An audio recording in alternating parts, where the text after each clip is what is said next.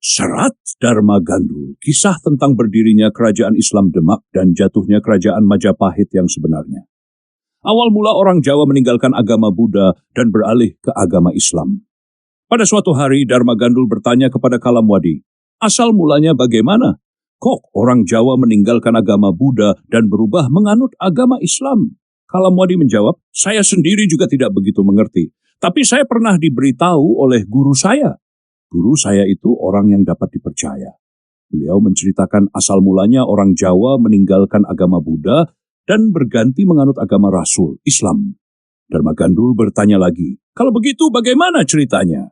Kalamwadi menjawab, hal ini sesungguhnya perlu diungkapkan agar orang yang tidak tahu asal mulanya menjadi tahu. Pada zaman kuno, kerajaan Majapahit itu sebenarnya bernama Kerajaan Majalengka. Nama Majapahit hanya sebagai perumpamaan, tetapi bagi yang tidak tahu, mereka mengira Majapahit sudah menjadi nama sejak awal. Di kerajaan Majapahit, raja yang berkuasa adalah Prabu Brawijaya. Pada masa itu, sang Prabu sedang dimabuk asmara. Ia menikahi Putri Cempa. Karena Putri Cempa beragama Islam, setiap kali berdua-duaan, ia sering berbicara tentang agama Islam. Tidak ada hal lain yang dibicarakan kecuali mengagungkan agama Islam, sehingga sang Prabu menjadi tertarik pada agama Islam.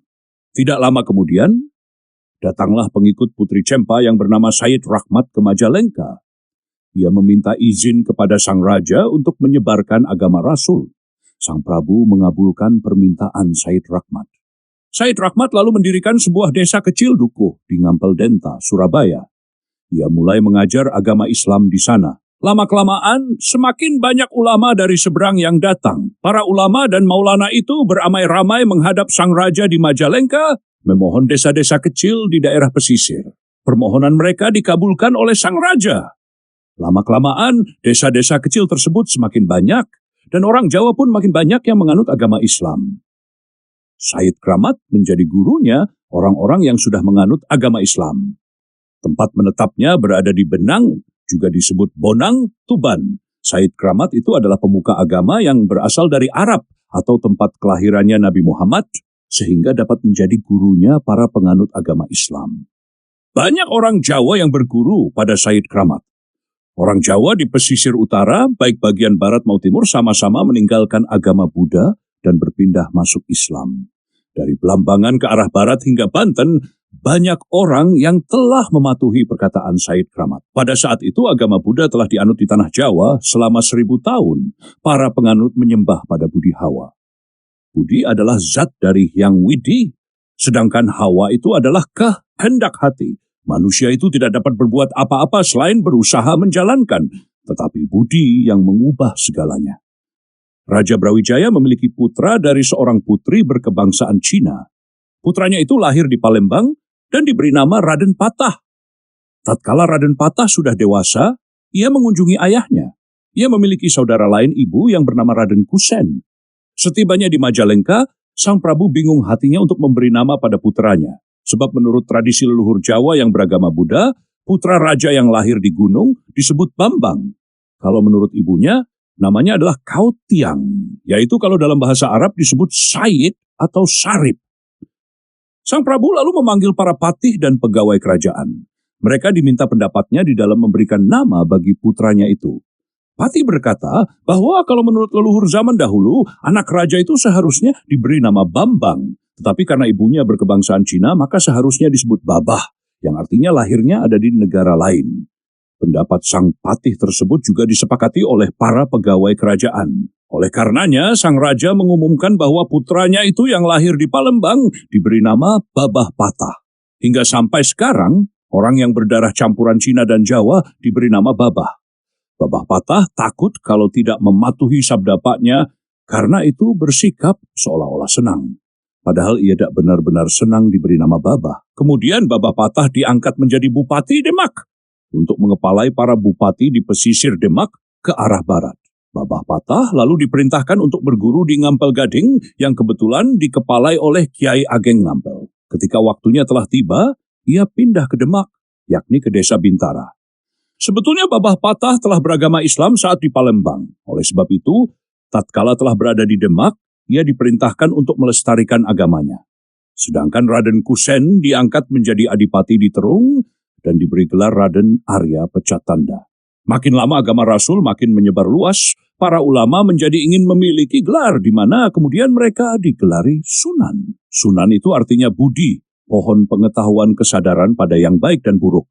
Jika buah budi itu menyadari akan kebaikan, maka ia wajib menuntut ilmu lahir dan batin. Pada saat itu para ulama masih memiliki hati yang baik, belum memiliki keinginan buruk, masih menahan diri dari makan dan tidur. Sang Prabu Brawijaya dijatuh hati, para ulama itu dikiranya Buddha, tetapi kok disebut Sunan? Tingkah laku mereka masih menahan diri dari makan dan tidur. Apabila mengikuti Rasul, maka mereka bukan menahan diri dari makan dan tidur, melainkan hanya menuruti hawa nafsu keinginan. Tatkala kebiasaan menahan diri dari makan dan tidur telah rusak, tetapi Prabu Brawijaya telah terlanjur memberikan angin. Makin lama agama Rasul makin menyebar. Pada saat itu ada peristiwa-peristiwa yang aneh yang tidak masuk akal. Peristiwa-peristiwa tersebut diketahui dari ingatan semata. Apabila membaca atau mendengar, maka perlu dipertimbangkan benar dan tidaknya. Tetapi karena sampai sekarang masih ada peninggalannya, maka menurut pendapatku hal tersebut benar-benar terjadi. Pada saat itu Sunan Benang bersiap-siap untuk mengunjungi Kediri, yang mengantarnya hanya 2 orang sahabat. Ketika tiba di utara Kediri, yaitu di Tanah Kertasana, mereka terhalang oleh air. Sungai Brantas saat itu kebetulan sedang banjir. Sunan Benang dan 2 orang sahabatnya sama-sama menyeberang, dan ketika telah tiba di seberang, ia mencari tahu apakah orang di sana telah beragama Islam, ataukah masih menganut agama Budi. Menurut Ki Bandar, orang di sana agamanya Kalang, bukan Buddha namun mirip, sedangkan agama Rasul masih sedikit sekali tersebarnya. Orang di sana yang sebagian besar beragama Kalang memuliakan Bandung Bandawasa. Bandung dianggap nabi mereka. Pada saat hari perayaan keagamaan mereka bersama-sama makan enak dan bersenang-senang di rumah. Sunan Benang berkata, jika begitu maka orang di sini sama-sama bergedha. Gedha itu tidak hitam ataupun putih. Tempat ini pantas disebut Kuta Gedha. Ki Bandar menjawab, baik, yang mulia, saya yang menjadi saksi. Tempat di bagian utara Kediri, namanya mulai sekarang adalah Kuta Gedha. Hingga saat ini masih disebut dengan Kuta Gedha, tetapi orang jarang mengetahui asal mula nama tersebut. Sunan Benang berkata pada sahabatnya, carilah air minum di desa, sungai masih banjir dan airnya keruh. Jika diminum, maka akan menyebabkan sakit perut. Selain itu, sudah waktunya salat lohor. Saya mau wudhu untuk salat. Salah seorang sahabatnya lalu pergi ke desa mencari air minum. Ia sampai di desa Patuk dan menjumpai rumah yang nampaknya tidak ada prianya. Yang ada hanya seorang gadis perawan menjelang dewasa, di mana saat itu ia sedang menenun. Sahabat Sunan Benang mendekat serta berkata perlahan, "Mbok nganten," panggilan terhadap wanita dalam bahasa Jawa, "saya minta air minum yang bening dan bersih." Gadis perawan itu terkejut mendengar suara pria. Ketika menoleh, ia melihat seorang pria yang nampaknya mirip santri. Gadis perawan tersebut salah sangka. Ia mengira orang tersebut ingin menggodanya, maka dijawabnya dengan perkataan kotor. "Anda menyeberang sungai datang kemari untuk minta air minum. Di sini tidak ada air minum selain air kencing saya yang bening jika Anda ingin meminumnya." Sang santri yang mendengar ucapan kotor itu pergi tanpa pamit dan jalannya dicepat-cepatkan. Ia menggerutu dalam hati dan menceritakan pengalamannya di hadapan Sunan Bonang. Ketika mendengar hal itu, Sunan Bonang marah sekali. Ia kemudian mengucapkan sumpah serapah pada warga desa tersebut. Tempat itu dikutuk agar susah mendapatkan air, para gadisnya akan terlambat menikah, dan demikian pula kaum perjakanya. Sesudah kutukan tersebut diucapkan, aliran sungai Brantas menjadi kecil. Aliran sungai yang pada mulanya besar itu menyimpang dan membanjiri desa, sawah, dan ladang. Banyak desa yang rusak karena diterjang aliran sungai yang berpindah alirannya. Sungai yang pada mulanya deras alirannya itu menjadi surut. Hingga saat ini, tempat tersebut menjadi susah air serta gadis dan perjakannya terlambat menikah. Sunan Benang melanjutkan perjalanannya ke Kediri. Pada waktu itu ada seorang makhluk halus bernama Nyai Plencing, yakni makhluk halus yang berdiam di sumur Tanjung Tani. Anak cucunya para berkeluh kesah padanya. Mereka melaporkan tindakan orang bernama Sunan Benang yang kegemarannya menyiksa para makhluk halus serta memamerkan kesaktiannya. Sungai yang mengalir di Kediri dijadikan surut airnya serta berpindah alirannya ke arah lain yang tidak seharusnya. Sehingga banyak desa, hutan, sawah, dan ladang yang rusak. Semua itu akibat ulah Sunan Bonang. Sunan Bonang juga mengutuk orang di sana. Gadis dan perjaka akan terlambat kimpoi. Sunan Benang itu kegemarannya bertindak salah. Anak cucu Nyai Plencing bersama-sama mohon Nyai Plencing agar bersedia menyantet Sunan Benang sampai mati dan tidak mengganggu mereka lagi. Nyai Plencing yang mendengar keluh kesah anak cucunya itu segera pergi menjumpai Sunan Benang. Tetapi makhluk-makhluk halus tersebut tidak dapat mendekati Sunan Benang karena tubuh mereka serasa panas terbakar. Makhluk-makhluk halus itu lalu lari ke Kediri. Ketika tiba di sana, mereka melaporkan pada rajanya segala hal yang mereka alami. Raja makhluk halus itu berdiam di Slabale, namanya adalah Butalocaya. Slabale itu letaknya ada di kaki Gunung Wilis. Butalocaya itu adalah patih Sri Jayabaya, dulu namanya adalah Kyai Daha, dan memiliki adik bernama Kyai Daka.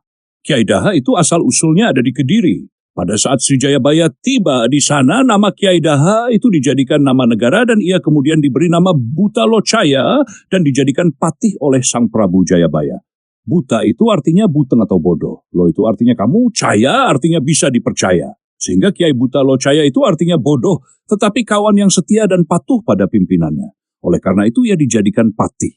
Yang pertama kali bergelar Kyai adalah Kyai Daha dan Kyai Daka. Kyai itu artinya mengayomi anak cucu dan orang-orang yang berada di kanan kirinya. Sang raja lalu menuju ke rumah Kyai Daka. Di sana Sang Prabu Jayabaya beserta seluruh pengikut dan pengawalnya disambut dengan meriah, sehingga sang raja sangat mengasihi Kyai Daka. Nama Kyai Daka dijadikan nama desa dan selain itu ia diberi gelar Kyai Tunggul Wulung serta diangkat menjadi panglima perang. Ketika Sang Prabu Jayabaya dan putrinya yang bernama Nimas Ratu Pagjedongan telah moksa, maka Butalocaya dan Kyai Tunggul Wulung juga ikut moksa. Nimas Ratu Pagjedongan menjadi ratu makhluk halus seluruh Jawa. Pusat kerajaannya ada di Laut Selatan dan digelari Nimas Ratu Angin-Angin. Seluruh makhluk halus yang ada di lautan dan daratan serta juga kanan kiri tanah Jawa bersama-sama takluk pada Nimas Ratu Angin-Angin. Butalocaya kediamannya ada di Slabale, sedangkan Kyai Tunggul Wulung ada di Gunung Kelut. Ia mengawasi dan menjaga lahar agar supaya lahar keluar tidak merusak desa dan lain sebagainya. Waktu itu Kyai Butalocaya sedang duduk di singgasananya yang dialasi kasur permadani. Datang menghadap patihnya bernama Megamendung dan dua putra tertuanya juga hadir. Yang lebih tua bernama Panji Sektiguna dan adiknya bernama Sari Laut. Butalocaya sangat terkejut dengan laporan Nyai Plencing mengenai tingkah pola Sunan Benang yang merusak tanah di utara Kediri. Ia mengatakan bahwa Sunan Benang yang merusak itu orang dari Tuban yang berkelana ke Kediri. Nyai Plencing mengisahkan penderitaan para makhluk halus dan manusia. Butalocaya mendengar laporan Nyai Plencing itu menjadi sangat marah. Wajahnya menjadi merah padam bagaikan api. Ia segera memanggil anak-anaknya dan juga para makhluk halus jin serta peri. Ia mengajak mereka melawan Sunan Benang. Para makhluk halus itu bersiap-siap untuk perang. Mereka berjalan secepat angin, tidak berapa lama mereka tiba di utara desa Kukum. Di sana Butalocaya beralih wujud menjadi manusia yang bernama Kyai Sumbre. Ia kemudian berdiri di tengah jalan di bawah pohon sambi menghadang perjalanan Sunan Benang dari utara. Tidak lama kemudian, Sunan Bonang datang dari arah utara. Ia sudah mengetahui bahwa yang berdiri di bawah pohon itu rajanya makhluk halus yang telah bersiap-siap untuk mengganggu dirinya. Di mana hal itu diketahui dari hawa panas yang keluar dari makhluk halus tersebut. Para makhluk halus yang berjumlah banyak tersebut bersama-sama menyingkir jauh-jauh karena tidak tahan dengan hawa kekuatan Sunan Bonang. Namun Sunan Bonang juga tidak tahan berada di dekat Kyai Sumbre. Karena kemanapun Sunan Bonang menyingkir, maka Kyai Sumbre ada di tempat itu pula. Dua orang sahabat Sunan Bonang pingsan karena kedinginan. Mereka tidak tahan terkena hawa kekuatan Kyai Sumbre. Sunan Bonang menegur Kyai Sumbre. Butalocaya, kamu menghadang jalanku serta menyamar sebagai Sumbre. Apa kamu cari mati? Butalocaya terkejut bukan main karena Sunan Bonang mengetahui namanya sehingga ia merasa ketahuan rahasianya. Lalu bertanyalah ia pada Sunan Bonang, dari mana Anda dapat mengetahui bahwa saya adalah Butalocaya? Sunan Bonang berkata, aku tidak tertipu, aku tahu bahwa engkau adalah rajanya para makhluk halus di Kediri, namamu adalah Butalocaya. Kyai Sumbre menjawab pada Sunan Bonang, Anda itu orang mana? Kok tingkah lakunya tidak sopan, beda dengan adat istiadat Jawa, seperti belalang saja loncat sini, loncat sana. Sunan Bonang berkata lagi, aku orang Arab, Namaku adalah Said Kramat, sedangkan rumah saya ada di Bonang, Tuban. Aku ke Kediri karena ingin melihat peninggalan istana Sang Prabu Jayabaya. Istana tersebut dulunya berada di mana? Butalocaya menjawab, di sebelah timur itu, yakni di desa Menang. Semua peninggalan telah musnah, istana serta tempat pesanggerahan juga telah tiada lagi. Istana dan taman istana bagian Dawati milik Nimas Ratu Pagedongan juga telah musnah. Pesanggerahan Wanacatur juga telah sirna, yang tertinggal adalah nama desa itu. Semua itu musnah, tertimbun tanah pasir dan lahar dari Gunung Kelut. Sekarang saya hendak bertanya, Anda menyiksa anak cucu Adam, mengucapkan sesuatu yang tidak patut diucapkan. Orang menjadi perawan dan perjaka tua, dan juga mengubah nama menjadi Kutha Gedha, memindah aliran sungai, dan selanjutnya mengutuk bahwa di daerah ini akan susah air. Itu namanya tindakan yang tidak berguna, menyiksa orang lain yang tak bersalah, menyebabkan susahnya kehidupan orang lain. Lelaki susah menemukan jodohnya. Tindakan itu bertentangan dengan titah dari Latawal Hujwa. Semua itu berasal dari kutukan Anda, begitu besarnya kesusahan orang yang kebanjiran. Sungai Kediri berubah alirannya dan menerjang desa, hutan, sawah, berapa banyak yang rusak. Sedangkan di sini, Anda kutuk selamanya susah air, sungainya surut. Anda itu hanya menyiksa orang lain yang tidak bersalah. Sunan Bonang berkata, tempat ini aku ganti namanya menjadi Kutha Gedha, karena orang di sini agamanya tidak hitam, tidak putih, tepatnya agama biru, yakni agama Kalang. Aku kutuk susah air karena saya minta air minum tidak boleh. Oleh karenanya, air sungainya saya rubah alirannya. Semua yang berada di sini saya kutuk susah air. Saya mengutuk agar orang di sini menjadi perawan dan perjaka tua karena tidak bersedia memberikan saya air minum, yaitu gadis perawan kurang ajar itu. Butalocaya berkata lagi, itu namanya orang yang tanpa pertimbangan. Kesalahan tidak seberapa, dan selain itu hanya satu orang yang bersalah, tetapi Anda telah membuat susah orang banyak sekali, tidak sesuai dengan hukumannya. Anda itu namanya membuat susah orang banyak. Seandainya diketahui yang memiliki negara, maka Anda akan dihukum melarat sekali, karenanya merusak tanah. Sudah begini saja, Anda tarik kembali kutukan Anda. Di sini menjadi melimpah air kembali, sehingga bisa untuk bercocok tanah. Pria dan wanita dapat kembali menikah pada usia muda, sesuai dengan titah dari Hayang Manon. Anda itu bukan Narendra, gelar Wisnu, tapi kok datang-datang mengharu biru agama. Itu namanya orang brengsek. Sunan Bonang berkata, meskipun kamu laporkan Raja Majalengka, saya tidak takut. Butalocaya setelah mendengar bahwa Sunan Bonang tidak takut pada Raja Majalengka menjadi makin marah. Kata-katanya menjadi keras. Anda itu jelas sekali tidak mencerminkan seseorang yang bijaksana dan berbudi luhur, melainkan lebih tepat lagi disebut dengan gelandangan. Bahasa asli apabila diterjemahkan secara harafiah adalah orang yang tinggal dalam rumah bambu. Beraninya hanya mengandalkan kesaktiannya. Bersikaplah rendah hati sehingga dikasihi oleh Hayang Widi, dikasihi oleh sahabat, dan bukannya bertindak semau-maunya sendiri dengan tidak melihat kesalahannya. Itu namanya orang jahat yang tidak menimbang dulu permasalahannya. Di tanah Jawa ini kan banyak orang yang kesaktiannya melebihi Anda, namun semuanya itu berbudi luhur dan tidak berusaha mengungguli para dewa. Mereka sama sekali tidak menyiksa orang lain tanpa melihat kesalahannya terlebih dahulu. Mengapa Anda meniru Aji Saka, muridnya Ijajil? Aji Saka menjadi raja tanah Jawa, tetapi 3 tahun kemudian pergi meninggalkannya. Sumber air yang ada di Medang juga dibawanya pergi. Aji Saka orang dari India, sedangkan Anda adalah orang Arab. Karena itu sama-sama tidak menghargai sesama manusia, sama-sama membuat sulit air. Anda itu mengaku-ngaku sebagai sunan kan, seharusnya berbudi luhur, menciptakan kebajikan bagi orang banyak, tetapi kok malah tingkah lakunya seperti itu? Anda itu seperti iblis tingkah lakunya, tidak tahan digoda oleh anak kecil lalu bangkit nafsu angkara murkanya. Sunan macam apa itu? Kalau memang Anda sudah sunan secara lahir batin, maka seharusnya berbudi luhur. Anda menyiksa orang tanpa dosa, yaitu karena Anda dihina. Sehingga dengan demikian setelah ini Anda pantas masuk neraka jahanam. Kalau sudah mati Anda akan tinggal di sana. Dimasukkan kawah air panas yang asapnya melimpah-limpah. Saya ini termasuk golongan makhluk halus dan berbeda dengan kalian yang manusia. Karenanya saya ini masih ingat dengan kesejahteraan umat manusia. Ya sudah. Apa yang sudah rusak, saya minta diperbaiki kembali. Sungai yang surut dan tempat yang rusak diterjang banjir, saya minta dikembalikan seperti asal mulanya. Jika Anda tidak bersedia mengembalikannya, semua orang Jawa yang sudah Islam akan saya santet agar mati semua. Saya tentu juga akan minta bala bantuan dari Ratu Ayu Angin-Angin di Laut Selatan. Sunan Bonang setelah mendengar nasihat Buta Locaya jadi menyadari kesalahannya karena telah menyebabkan kesengsaraan banyak orang. Maka berkatalah ia, Buta Locaya, saya ini Sunan, tidak dapat menarik kembali ucapanku yang sudah keluar. Besok jika telah genap 500 tahun, maka sungai ini kembali seperti semula. Buta Locaya setelah mendengar penolakan Sunan Bonang menjadi marah kembali. Ia mengancam Sunan Bonang harus dikembalikan sekarang juga. Jika tidak bisa, maka Anda saya tahan di sini. Sunan Bonang berkata pada Buta Locaya, sudah, kamu tidak perlu mengajari aku.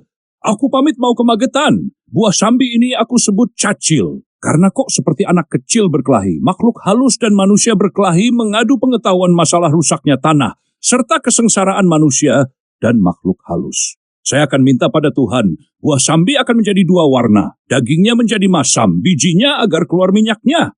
Asam itu menjadi lambang ulat masam, karena makhluk halus bertengkar dengan manusia. Minyak artinya makhluk halus menghalangi perginya manusia. Pada masa mendatang, jadilah saksi kalau saya bertengkar dengan kamu. Dan mulai saat ini, tempat ini yang utara namanya Desa Singkah, sedangkan yang di sini namanya Sumbre. Sedangkan tempat berkumpulnya pasukanmu di bagian selatan namanya Dewa Kawangwuran. Setelah berkata demikian, Sunan Bonang lalu melompat ke timur sungai. Hingga saat ini di Kuta Gedha ada desa bernama Kawangwuran, Sumbre, dan Singkal. Kawangwuran artinya pengetahuan. Singkah artinya menemukan akal budi. Buta Locaya mengikuti perginya Sunan Bonang. Sunan Bonang tiba di desa Bogem. Di sana ia melihat ada patung kuda yang berbadan 1, tetapi berkepala 2. Letaknya ada di bawah pohon trenggulun. Buah trenggulun itu banyak sekali hingga menggunung tinggi. Sunan Bonang lalu menghancurkan kepala patung kuda itu. Setelah melihat Sunan Bonang menghancurkan kepala patung kuda, maka bangkit kembali kemarahan Buta Locaya. Ia berkata, itu adalah peninggalan Sang Prabu Jayabaya sebagai lambang tekadnya wanita Jawa. Besok di zaman Nusa Srenggi, siapa saja yang melihat patung itu akan sama-sama memahami tekad para wanita Jawa. Sunan Bonang menjawab, kamu itu bangsa makhluk halus, kok berani bertengkar dengan manusia? Itu namanya makhluk halus sombong. Buta Locaya berkata, lalu kenapa memangnya? Anda Sunan, saya raja. Sunan Bonang berkata, buah trenggulun ini aku namakan Kentos, sehingga menjadi peringatan di masa mendatang kalau aku bertengkar dengan makhluk halus sombong masalah rusaknya patung. Ki Kalamwadi menjelaskan, hingga sekarang buah trenggulun namanya Kentos, karena berasal dari sabda Sunan Bonang. Itu adalah pemberitahuan dari Guru Raden Budi Soekardi. Sunan Bonang lalu pergi ke arah utara. Pada saat itu telah waktunya salat asar dan ia hendak menunaikan ibadah salat. Di luar desa itu ada sumur, tapi tidak ada ember untuk menimba air. Karena itu, Sunan Bonang menggulingkan sumur itu sehingga ia bisa mengambil air dari dalamnya. Ki Kalamwadi menjelaskan, hingga saat ini sumur itu disebut sumur Gumuling. Sunan Bonang yang menggulingkannya. Itu katanya Raden Budi guruku, entah benar entah tidak. Setelah salat, maka Sunan Bonang meneruskan perjalanannya dan tiba di desa Nyahen. Di sana ada patung raksasa wanita yang terletak di bawah pohon dadap. Pada saat itu kebetulan pohon dadapnya sedang banyak bunganya dan banyak yang berjatuhan di kanan dan kirinya patung raksasa itu sehingga nampak merah merona. Sunan Bonang melihat arka yang tingginya 11 kaki dan lingkarnya 10 kaki. Apabila diangkat orang 800 juga masih belum terangkat. Bahu kanan patung tersebut dihancurkan oleh Sunan Bonang dan selain itu dahinya juga dirusak. Buta Locaya mengetahui tindakan Sunan Bonang merusak patung itu. Timbul amarahnya kembali. Anda itu benar-benar orang brengsek. Patung bagus-bagus kok dirusak tanpa sebab. Patung itu adalah peninggalan Sang Prabu Jayabaya. Lalu mengapa Anda rusak? Jawaban Sunan Bonang, arca ini saya rusak supaya jangan disembah-sembah oleh orang banyak, supaya jangan dimantrai. Yang menyembah patung itu namanya kafir. Lahir dan batinnya tersesat. Buta Locaya mengomel lagi. Orang Jawa itu kan sudah tahu bahwa itu hanya sebuah arca batu, tidak punya daya apa-apa, tidak punya kekuasaan apa, bukan Hyang Labawal Hujwa. Karena itu dimantrai dan diberi sesajian supaya makhluk halus yang dulunya tinggal di tanah atau kayu, karena tanah dan kayu itu dimanfaatkan bagi manusia, maka makhluk halus itu diberi tempat tinggal di dalam arca. Anda itu tahu nggak sih? Sudah wajar kalau para makhluk halus tinggal di gua dan patung. Selain itu, mereka makan bau harum. Makhluk halus itu apabila makan bau harum, badannya terasa segar. Mereka betah tinggal di patung-patung batu yang berada di tempat sepi atau yang berada di depan pohon besar. Apakah Anda sudah pernah merasakan hidup di alam makhluk halus yang berbeda dengan alam manusia? Mereka yang hidup di dalam patung baru, Anda siksa. Jadi karena itu, Anda patut disebut orang jahil. Orang yang gemar berbuat seenaknya sendirinya terhadap sesama makhluk Tuhan. Lebih baik orang Jawa yang menghormati patung demi menguntungkan para makhluk halus dibandingkan dengan orang Arab yang menyembah Ka'bah. Wujudnya juga tugu batu sehingga seharusnya mereka juga sesat. Sunan Bonang menjawab, Ka'bah itu ada karena jasanya Nabi Ibrahim, di situ terletak pusatnya bumi. Dibangun tugu dan disembah orang banyak. Siapa saja yang bersujud pada Ka'bah, Allah akan mengampuni dosanya selama hidup di dunia. Buta Locaya menjawab dengan marah. Buktinya, apa kalau mereka beroleh pengampunan dosa dari Tuhan, memperoleh pengampunan dari semua kesalahan? Apakah sudah memperoleh tanda tangan dan cap dari Tuhan? Sunan Bonang berkata lagi, itu semua disebut dalam kitabku. Besok kalau meninggal akan beroleh kemuliaan. Buta Locaya menjawab dengan tidak senang hati. Ketahuilah, kemuliaan yang ada di dunia ini sudah ternoda. Orang tersesat menyembah tugu batu ketika mereka sudah melakukan kejahatan. Di Gunung Kelut banyak batu besar-besar hasil ciptaan Tuhan. Kesemuanya itu terwujud berdasarkan sabda Allah. Itulah yang sesungguhnya lebih pantas disembah. Berdasarkan izin yang Maha Kuasa, seluruh umat manusia harus mengetahui mengenai Ka'bah sejati. Tubuh manusia itulah Ka'bah sejati. Sejati karena ciptaannya yang Maha Kuasa. Inilah yang harus diperhatikan. Siapa yang sadar akan asal-usulnya, mengetahui akal budinya, yaitu yang sanggup dijadikan suri tauladan. Meskipun siang dan malam menjalankan salat, tetapi apabila pikirannya gelap, pengetahuannya amburadul, menyembah tugu batu yang dibuat Nabi. Nabi Tuhan juga manusia kekasih Allah, diberi wahyu sehingga menjadi pandai dan sanggup mengetahui apa yang akan terjadi. Sedangkan yang membangun arca batu itu adalah Prabu Jayabaya, yang juga merupakan kasih Allah. Ia juga menerima wahyu mulia, juga banyak pengetahuannya dan sanggup mengetahui apa yang akan terjadi. Anda berpedoman pada kitab, sedangkan orang Jawa berpedoman pada sastra kuno, petuah dari leluhur sendiri.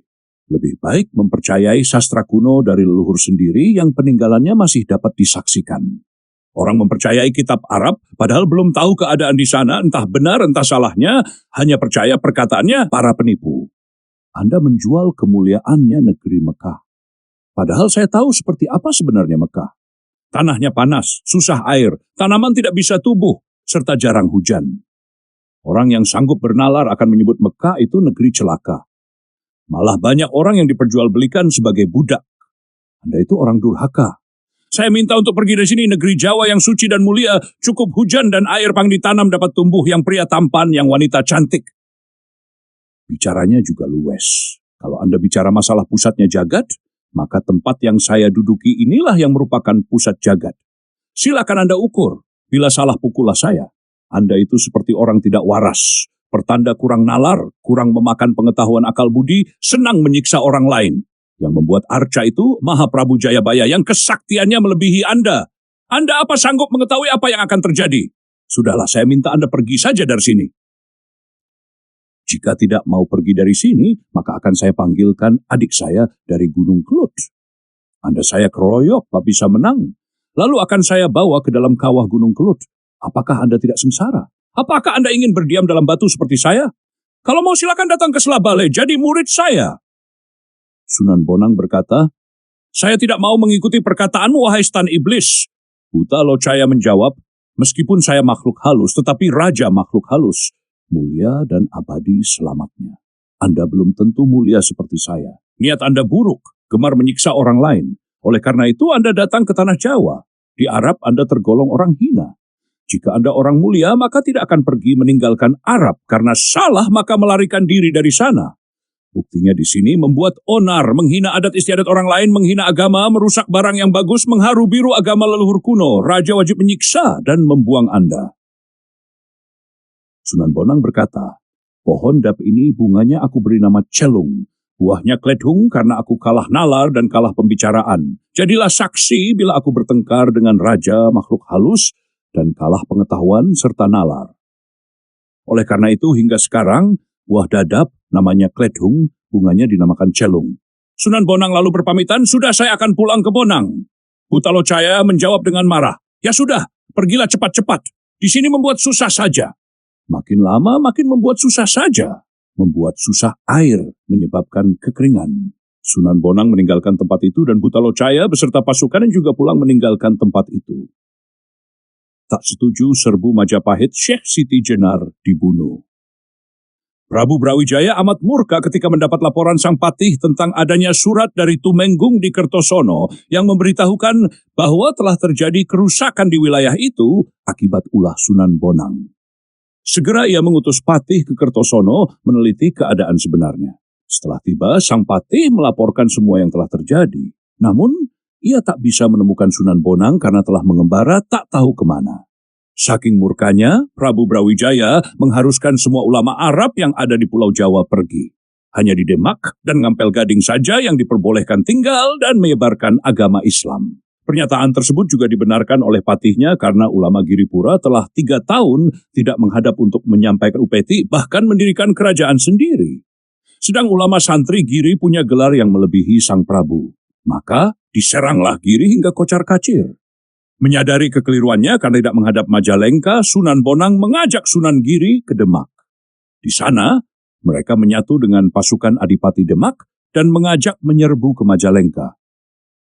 Kata Sunan Bonang, ketahuilah kini saatnya kehancuran kerajaan Majalengka yang telah berumur 103 tahun. Menurut pertimbanganku, kamulah yang berhak menjadi raja. Rusaklah keraton Majalengka dengan cara halus. Jangan sampai kawan. Menghadaplah ke ayahandamu pada acara grebek maulud dengan senjata perang. Ajaklah seluruh bupati dan para sunan beserta bala tentaranya. Provokasi. Adipati Demak yang memang putra Prabu Brawijaya semula tidak mau mengikuti saran Sunan Bonang. Saya takut merusak negeri Majalengka. Melawan ayah, apalagi melawan seorang raja yang telah memberikan kebahagiaan dan kebaikan di dunia. Kata kakek saya di Ampel Gading, saya tidak boleh melawan ayahanda meski beragama Buddha ataupun kafir. Mendengar jawaban demikian, Sunan Bonang berkata, meskipun melawan ayah dan raja tidak ada jeleknya karena dia kafir. Merusak kafir tua, kamu akan masuk surga. Kakekmu itu santri yang iri, gundul, dan bodoh tak menalar. Seberapakah pengetahuan santri Ngampel Gading? Anak kelahiran Campa tak mungkin menyamaiku. Said Kramat, Sunan Bonang yang dipujikan manusia sedunia, keturunan Rasul Anutan semua umat Islam. Meski kamu dosa, toh hanya kepada satu orang. Tetapi semua manusia sejawa masuk Islam. Hal demikian, alangkah banyaknya pahala yang kau terima. Tuhan masih cinta kepadamu. Sesungguhnya orang tuamu itu menyia-nyiakan dirimu. Buktinya kamu diberi nama Baba. Baba itu artinya tidak baik. Hidup hanya untuk mati. Benih Jawa yang dibawa putri Cina. Maka ibumu diberikan kepada Arya Damar, Bupati Palembang, orang keturunan raksasa. Itu memutus cinta namanya. Ayahmu tetap berhati tidak baik. Karena itu, balaslah dengan halus. Pokoknya jangan kelihatan. Dalam hati, isaplah darahnya, kunyahlah tulangnya. Kemudian Sunan Giri menyambung, aku tidak berdosa. Dicari ayahmu didakwa mendirikan kerajaan karena aku tidak menghadap ke Majalengka. Katanya bila aku tertangkap akan diikat rambutku dan disuruh memandikan anjing. Banyak orang Cina yang datang ke Jawa. Di Giri banyak yang kuislamkan. Sebab menurut Quran bila mengislamkan orang kafir, kelak mendapatkan surga. Kedatanganku ke sini untuk minta perlindunganmu. Aku takut kepada patih dan ayahmu yang sangat benci kepada santri yang suka berzikir. Katanya, sakit ayan pagi dan sore. Bila kamu tidak membela, rusaklah agama Islam ini. Jawab sang Adipati Demak. Ayahanda memburu tuan itu betul. Karena Tuan Sunan mendirikan keraton, tidak menyadari bahwa hal itu harus tunduk perintah raja yang lebih berkuasa. Maka sudah sewajarnya bila diburu, dihukum mati karena Sunan tidak menyadari makan minum di Pulau Jawa. Namun Sunan Bonang berkata lagi, jika tidak kau rebut sekarang, kau akan rugi. Setelah ayahmu turun, tahta itu tentu bukan untukmu, melainkan diserahkan kepada Adipati Pranaraga karena dia putra paling tua. Atau kepada menantunya, Ki Andayanigrat Dipeng. Kamu anak muda, tidak berhak menjadi raja. Mati melawan kafir, mati sabilillah, mati menerima surga. Sudah biasa bagi orang Islam dalam melawan orang kafir. Aku sudah tua, ingin menyaksikan dirimu menjadi raja. merestui kedudukanmu sebagai Raja Jawa, memimpin Raja Jawa, memulai agama suci, dan menghilangkan agama Buddha. Panjang lebar nasihat Sunan Bonang agar Adipati Demak bangkit amarahnya dan mau merusak Majalengka. Bahkan diberi contoh kisah-kisah Nabi yang mau melawan orang tuanya karena kafir. Syekh Siti Jenar dibunuh. Singkat cerita, tak lama kemudian para sunan dan bupati pesisir utara datang semua ke Demak, berkumpul untuk mendirikan masjid. Kemudian sembahyang bersama di masjid yang baru didirikan. Usai sembahyang, pintu masjid ditutup. Sunan Bonang berkata kepada semua yang hadir di situ bahwa Bupati Demak akan dinobatkan sebagai raja dan akan menggempur Majapahit. Bila semua setuju, akan segera dimulai. Semua sunan dan bupati setuju. Hanya Syekh Siti Jenar yang tidak. Maka Sunan Bonang marah dan menghukum mati Syekh Siti Jenar. Yang disuruh membunuh adalah Sunan Giri. Setelah sepakat, Adipati Demak diangkat menjadi raja, menguasai tanah Jawa, bergelar Senapai Jimbuningrat dengan patih dari atas angin bernama Patih Mangkurat. Esok harinya, Senopati Jimbuningrat bergegas dengan perangkat senjata perang, berangkat menuju Majapahit, diiringkan para sunan dan bupati. Berjalan berarak seperti grebek maulud. Semua pasukan tak ada yang mengetahui tujuan itu, selain para tumenggung, para sunan, dan para ulama. Sunan Bonang dan Sunan Giri tidak ikut dengan alasan lanjut usia. Keduanya hanya akan salat di dalam masjid dan merestui perjalanan. Bagaimana cerita di perjalanan tidak dijelaskan panjang lebar. Terjadi peperangan. Alkisah sepulang dari Giri, sang patih melaporkan hasil penaklukan terhadap Giri yang dipimpin oleh orang Cina beragama Islam bernama Setyasena. Ia membawa senjata pedang bertangkai panjang. Pasukannya berjumlah 300 yang pandai bersilat dengan kumis panjang berkepala gundul, berpakaian serba seperti haji. Dalam berperang mereka lincah seperti belalang, sementara pasukan Majapahit menembaki. Akibatnya, pasukan Giri tampak jatuh berjumpalitan tidak mampu menerima peluru. Senapati Setyasena menemui ajal. Pasukan Giri melarikan diri ke hutan dan gunung. Sebagian juga berlayar dan lari ke Bonang dan terus diburu oleh pasukan Majapahit. Sunan Giri dan Sunan Bonang yang ikut dalam perahu itu dikira melarikan diri ke Arab dan tidak kembali ke Majapahit. Maka Sang Prabu memerintahkan Pati untuk mengutus ke Demak lagi, memburu Sunan Giri dan Sunan Bonang karena Sunan Bonang telah merusak tanah Kertosono. Sedangkan Sunan Giri telah memberontak, tidak mau menghadap raja, bertekad melawan dengan perang. Sang Patih keluar dari hadapan raja untuk kemudian memanggil duta yang akan dikirim ke Demak.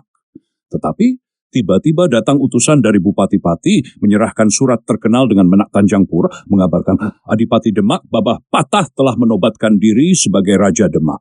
Sedangkan yang mendorong penobatan itu adalah Sunan Bonang dan Sunan Giri. Para bupati di pesisir utara dan semua kawan yang sudah masuk Islam mendukung. Raja baru itu bergelar Prabu Jimbuningrat atau Sultan Shah Alam Akbar Khalifatul Rasul Amirul Mukminin Tajudil Abdul Hamid Kak atau Sultan Adi Surya Alam di Bintoro. Pasukannya berjumlah 30.000 lengkap dengan senjata perang, terserah kepada Pati cara menghadap kepada raja. Surat dari Pati itu bertanggal 3 Maulud tahun Jimakir Sidudgilasu III masa ke-9 Wuku Prabangkat. Kiai Pati sedih sekali menggeram sambil mengatupkan giginya. Sangat heran kepada orang Islam yang tidak menyadari kebaikan sang raja. Selanjutnya, Kiai Pati melapor kepada raja untuk menyampaikan isi surat itu. Mendengar laporan Pati, Sang Prabu sangat terkejut. Dia membisu, lama tak berkata. Dalam hatinya sangat heran kepada putranya dan para sunan yang memiliki kemauan seperti itu. Mereka diberi kedudukan akhirnya malah memberontak dan merusak Majapahit. Sang raja tak habis pikir alasan apa yang mendasari perbuatan mereka. Dicarinya penalaran-penalaran tetapi tidak tercapai lahir batin. Tidak masuk akal akan perbuatan jelek mereka itu. Pikiran sang raja sangat gelap. Kesedihan itu dikiaskan bagaikan hati kerbau yang habis dimakan kutu babi hutan.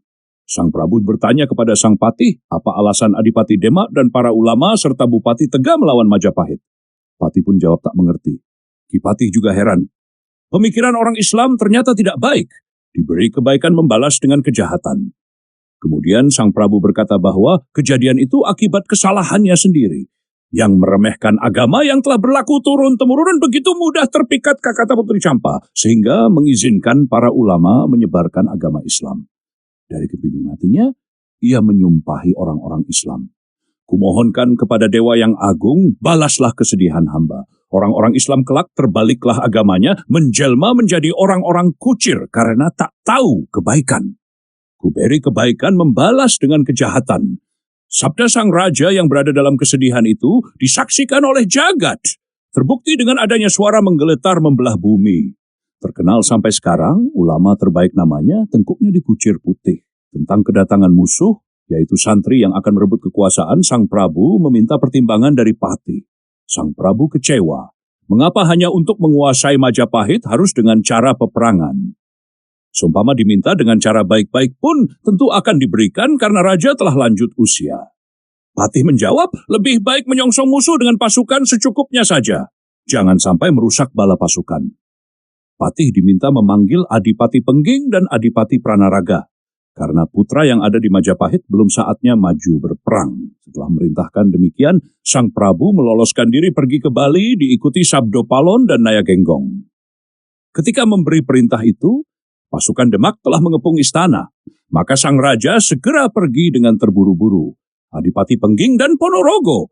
Sang Patih diperintahkan untuk memanggil Adipati Pengging dan Adipati Ponorogo. Karena putranya Raden Gugur di Majapahit masih kecil, belum saatnya maju perang.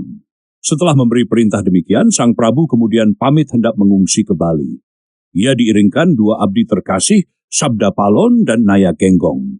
Ketika Sang Prabu memberi perintah demikian, Wadyabala Demak sudah membuat abrisan mengepung negara, maka terburu-buru perjalanannya. Wadya Demak kemudian perang dengan pasukan Majapahit. Para Sunan sendiri yang memimpin peperangan. Patih Majapahit mengamuk di tengah peperangan. Para bupati Nayaka Majapahit, 8 orang juga ikut mengamuk. Perang itu sangat ramai. Pasukan Demak 30.000, pasukan Majapahit hanya 3.000.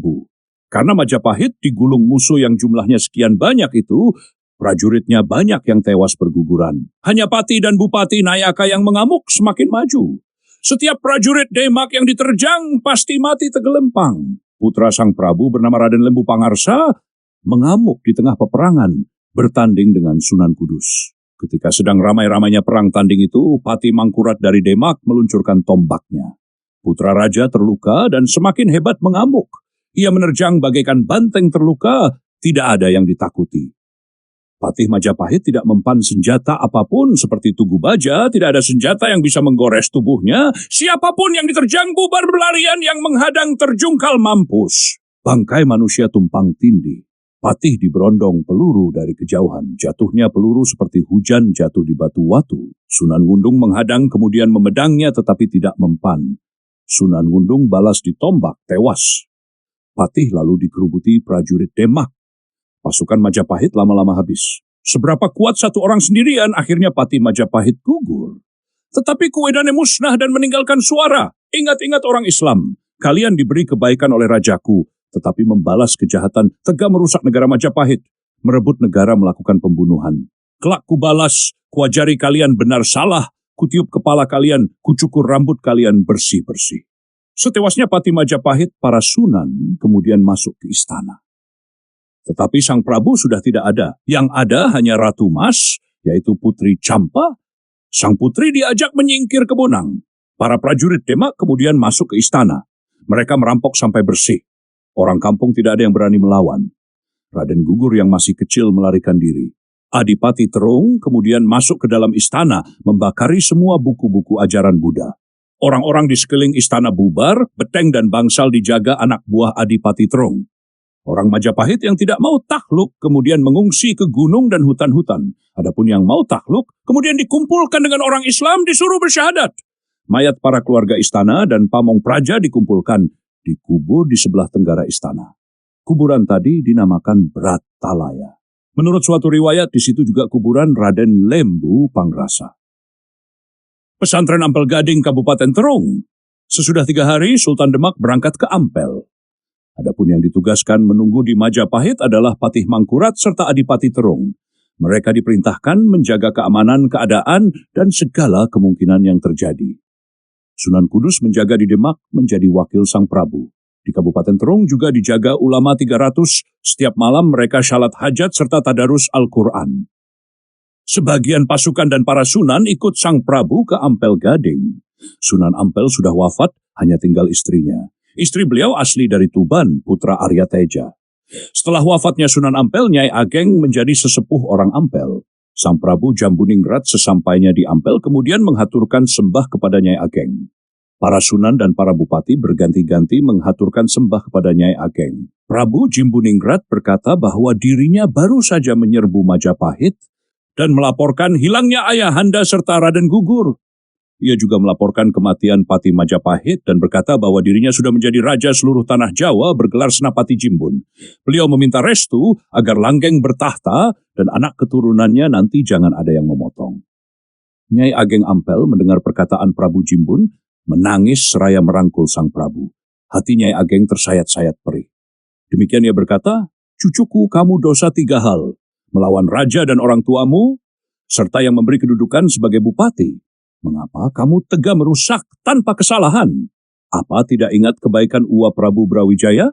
Para ulama diberi kedudukan dan sudah membuahkan rizki sebagai sumber makannya, serta diberi kemudahan dan dibebaskan menyebarkan agama? Seharusnya kamu sangat berterima kasih, tapi akhirnya malah kamu balas kejahatan. Kini mati hidupnya, beliau pun tidak ada yang tahu." Nyai Ageng kemudian menanyai sang Prabu, katanya, "Angger, aku akan bertanya kepada kamu, jawablah sebenarnya, ayahandamu yang benar itu siapa? Siapa yang mengangkat kamu menjadi raja di tanah Jawa, dan siapa yang mengizinkan kamu? Apa sebabnya kamu menganiaya orang tanpa dosa?" Raden Patah kemudian menjawab, bahwa Prabu Brawijaya adalah benar-benar ayahandanya yang mengangkat dirinya menjadi raja memangku tanah Jawa dan semua bupati pesisir dan yang mengizinkan para sunan. Mengapa negara Majapahit dirusak? Karena sang Prabu Brawijaya tidak berkenan masuk agama Islam. Masih mempercayai agama kafir, Buddha Kawak Dawuk seperti Kuwuk. Nyai Ageng mendengar jawaban Prabu Jimbun, kemudian menjerit seraya merangkul sang Prabu dengan berkata, "Angger, ketahuilah, kamu itu dosa 3 hal mestinya kamu dikutuk oleh Gusti Allah. Kamu berani melawan raja, lagi pula orang tuamu sendiri, serta orang yang memberi anugerah kepada kamu. Kamu berani-beraninya mengganggu orang tanpa dosa. Adanya Islam dan kafir siapa yang menentukan, selain hanya Gusti Allah sendiri. Orang beragama itu tidak boleh dipaksa, harus keluar dari keinginan diri sendiri. Orang yang kukuh memegang agamanya sampai mati itu utama. Apabila Gusti Allah sudah mengizinkan, tidak usah disuruh, sudah pasti dengan sendirinya memeluk agama Islam. Gusti Allah bersifat Rahman, tidak memerintahkan dan tidak menghalangi kepada orang beragama. Semua ini atas kehendaknya sendiri-sendiri. Gusti Allah tidak menyiksa orang kafir yang tidak bersalah, serta tidak memberi ganjaran kepada orang Islam yang bertindak tidak benar, hanya benar dan salah yang diadili dengan keadilan. Ingat-ingatlah asal-asalmu, ibumu Putri Cempa menyembah pikong berwujud kertas atau patung batu. Kamu tidak boleh benci kepada orang yang beragama Buddha. Matamu itu berkacalah agar tidak belero penglihatanmu, tidak tahu yang benar dan yang salah. Katanya anaknya sang Prabu kok tega menelan kepada ayahanda sendiri. Bisa-bisanya sampai hati merusak tata krama. Berbeda matanya orang Jawa. Orang Jawa matanya hanya satu, maka ia menjadi tahu benar dan salah, tahu yang baik dan yang buruk, pasti hormat kepada ayah. Kedua, kepada raja yang memberi anugerah, ia wajib dijunjung tinggi. Ikhlasnya hati bakti kepada ayah, tidak berbakti kepada orang kafir, karena sudah kewajiban manusia berbakti kepada orang tuanya. Kamu aku dongengi, Wong Agung Kuparman, itu beragama Islam, punya mertua kafir, mertuanya benci kepada Wong Agung, karena lain agama, mertuanya selalu mencari cara agar menantunya mati. Tetapi Wong Agung selalu hormat dan sangat menjunjung tinggi kedua orang tuanya. Ia tidak memandang orang tua dari segi kekafirannya, tetapi posisinya sebagai orang tuanya. Maka Wong Agung selalu menjunjung hormat kepada mertuanya itu. Itulah angger yang dinamakan orang berbudi baik. Tidak seperti tekadmu, ayahanda disia-siakan mentang-mentang kafir Buddha tidak mau berganti agama. Itu bukan patokanmu. Aku akan bertanya sekarang, apakah kamu sudah memohon kepada orang tua agar beliau pindah agama? Mengapa negaranya sampai kamu rusak, itu bagaimana? Prabu Jimbun berkata, bahwa ia belum memohon pindah agama, sesampainya di Majapahit langsung saja mengepung. Nyai Ageng Ampel tersenyum sinis dan berkata, tindakanmu itu makin salah. Para nabi di zaman kuno, ia berani kepada orang tuanya itu karena setiap hari sudah mengajak berpindah agama, bahkan sudah ditunjukkan mukjizat kepadanya, tetapi tidak berkenan. Karena setiap hari sudah dimohon agar memeluk agama Islam, tetapi ajakan tadi tidak dipikirkan, masih melestarikan agama lama, maka kemudian dimusuhi. Jika demikian caranya, meskipun melawan orang tua, lahir batin tidak salah. Tapi orang seperti kamu, mukjizatmu apa? Apabila benar Khalifatullah berwenang mengganti agama, coba keluarkan apa mukjizatmu, aku lihat. Prabu Jimbun mengakui bahwa ia tidak memiliki mukjizat apa-apa, hanya menurut perkataan buku katanya, apabila mengislamkan orang kafir, besok akan mendapat ganjaran surga. Nyai Ageng Ampel tersenyum, tetapi tambah amarahnya. Kata-kata saja kok dipercayai, pun bukan buku dari leluhur. Orang mengembara kok diturut perkataannya. Yang mendapat celaka ya kamu sendiri. Itu pertanda ternyata masih mentah pengetahuanmu. Berani kepada orang tua, karena keinginanmu menjadi raja, kesusahannya tidak dipikir. Kamu itu bukan santri yang tahu sopan santun, hanya mengandalkan surban putih. Tetapi putihnya kuntul, yang putih hanya di luar, di dalam Maerah. Ketika kakekmu masih hidup, kamu pernah berkata bila akan merusak Majapahit, kakekmu melarang. Malah berpesan dengan sungguh-sungguh jangan sampai memusuhi orang tua. Sekarang kakekmu sudah wafat, wasiatnya kamu langgar. Kamu tidak takut akibatnya? Kini kamu minta izin kepadaku untuk menjadi raja di tanah Jawa. Aku tidak berwenang mengizinkan. Aku rakyat kecil dan hanya perempuan, nanti Buwana balik namanya. Karena kamu yang semestinya memberi izin kepadaku, karena kamu Khalifatullah di tanah Jawa, hanya kamu sendiri yang tahu seluruh kata-katamu lidah api. Aku sudah tua tiwas, sedangkan jika kamu nanti tia, akan tetap menjadi tuannya seorang raja. Nyai Ageng Ampel berkata lagi, cucu, kamu aku ceritakan sebuah kisah. Dalam kitab hikayat diceritakan di tanah Mesir, Kanjeng Nabi Daud, putranya menginginkan tahta ayahandanya. Nabi Daud sampai mengungsi dari negara, putranya kemudian menggantikannya menjadi raja. Tidak lama kemudian Nabi Daud bisa kembali merebut negaranya. Putranya naik kuda melarikan diri ke hutan, kudanya lepas tersangkut-sangkut pepohonan sampai ia tersangkut tergantung di pohon. Itulah yang dinamakan hukum Allah. Ada lagi cerita Sang Prabu Dewata Cengkar, ia memburu-buru tahta ayahandanya, tetapi kemudian dikutuk oleh ayahandanya, kemudian menjadi raksasa, setiap hari makan manusia. Tidak lama kemudian ada Brahmara dari tanah seberang datang ke Jawa bernama Aji Saka. Aji Saka memamerkan ilmu sulap di tanah Jawa. Orang Jawa banyak yang cinta kepada Aji Saka, dan benci kepada Dewata Cengkar. Aji Saka diangkat menjadi raja. Dewata Cengkar diperangi sampai terbirit-birit, tercebur ke laut dan berubah menjadi buaya. Tidak lama kemudian mati. Ada lagi cerita di negara Lokapala juga demikian. Sang Prabu Danaraja berani kepada ayahandanya. Hukumnya masih seperti yang kuceritakan tadi. Semua menemui sengsara. Apalagi seperti kamu, memusuhi ayahanda yang tanpa tata susila. Kamu pasti celaka. Matimu pasti masuk neraka. Yang demikian itu hukum Allah. Sang Prabu Jimbun mendengar kemarahan eyang putrinya menjadi sangat menyesal di hati. Tetapi semua sudah terjadi. Nyai Ageng Ampel masih meneruskan gejolak amarahnya. Kamu itu dijerumuskan oleh para ulama dan para bupati. Tapi kamu kok mau menjalani? Yang mendapat celaka hanya kamu sendiri. Lagi pula kehilangan ayah, selama hidup namamu buruk, bisa menang perang, tetapi musuh orang tua raja. Karena itu bertobatlah kepada Yang Maha Kuasa. Kiraku tidak bakal memperoleh pengampunan. Pertama, memusuhi ayah sendiri. Kedua, membelot kepada raja. Ketiga, merusak kebaikan dan merusak negara tanpa tahu adat. Adipati Ponorogo dan Adipati Penging pasti tidak akan menerima rusaknya Majapahit. Pasti ia akan membela kepada ayahnya. Itu saja sudah berat tanggunganmu. Nyai Ageng tumpah ruah meluapkan amarahnya kepada Prabu Jimbun. Setelah itu, Sang Prabu diperintahkan kembali ke Demak, serta diperintahkan agar mencari hilangnya ayahandanya. Apabila sudah bertemu, dia mau pulang kembali ke Majapahit, dan ajaklah mampir ke Ampel Gading.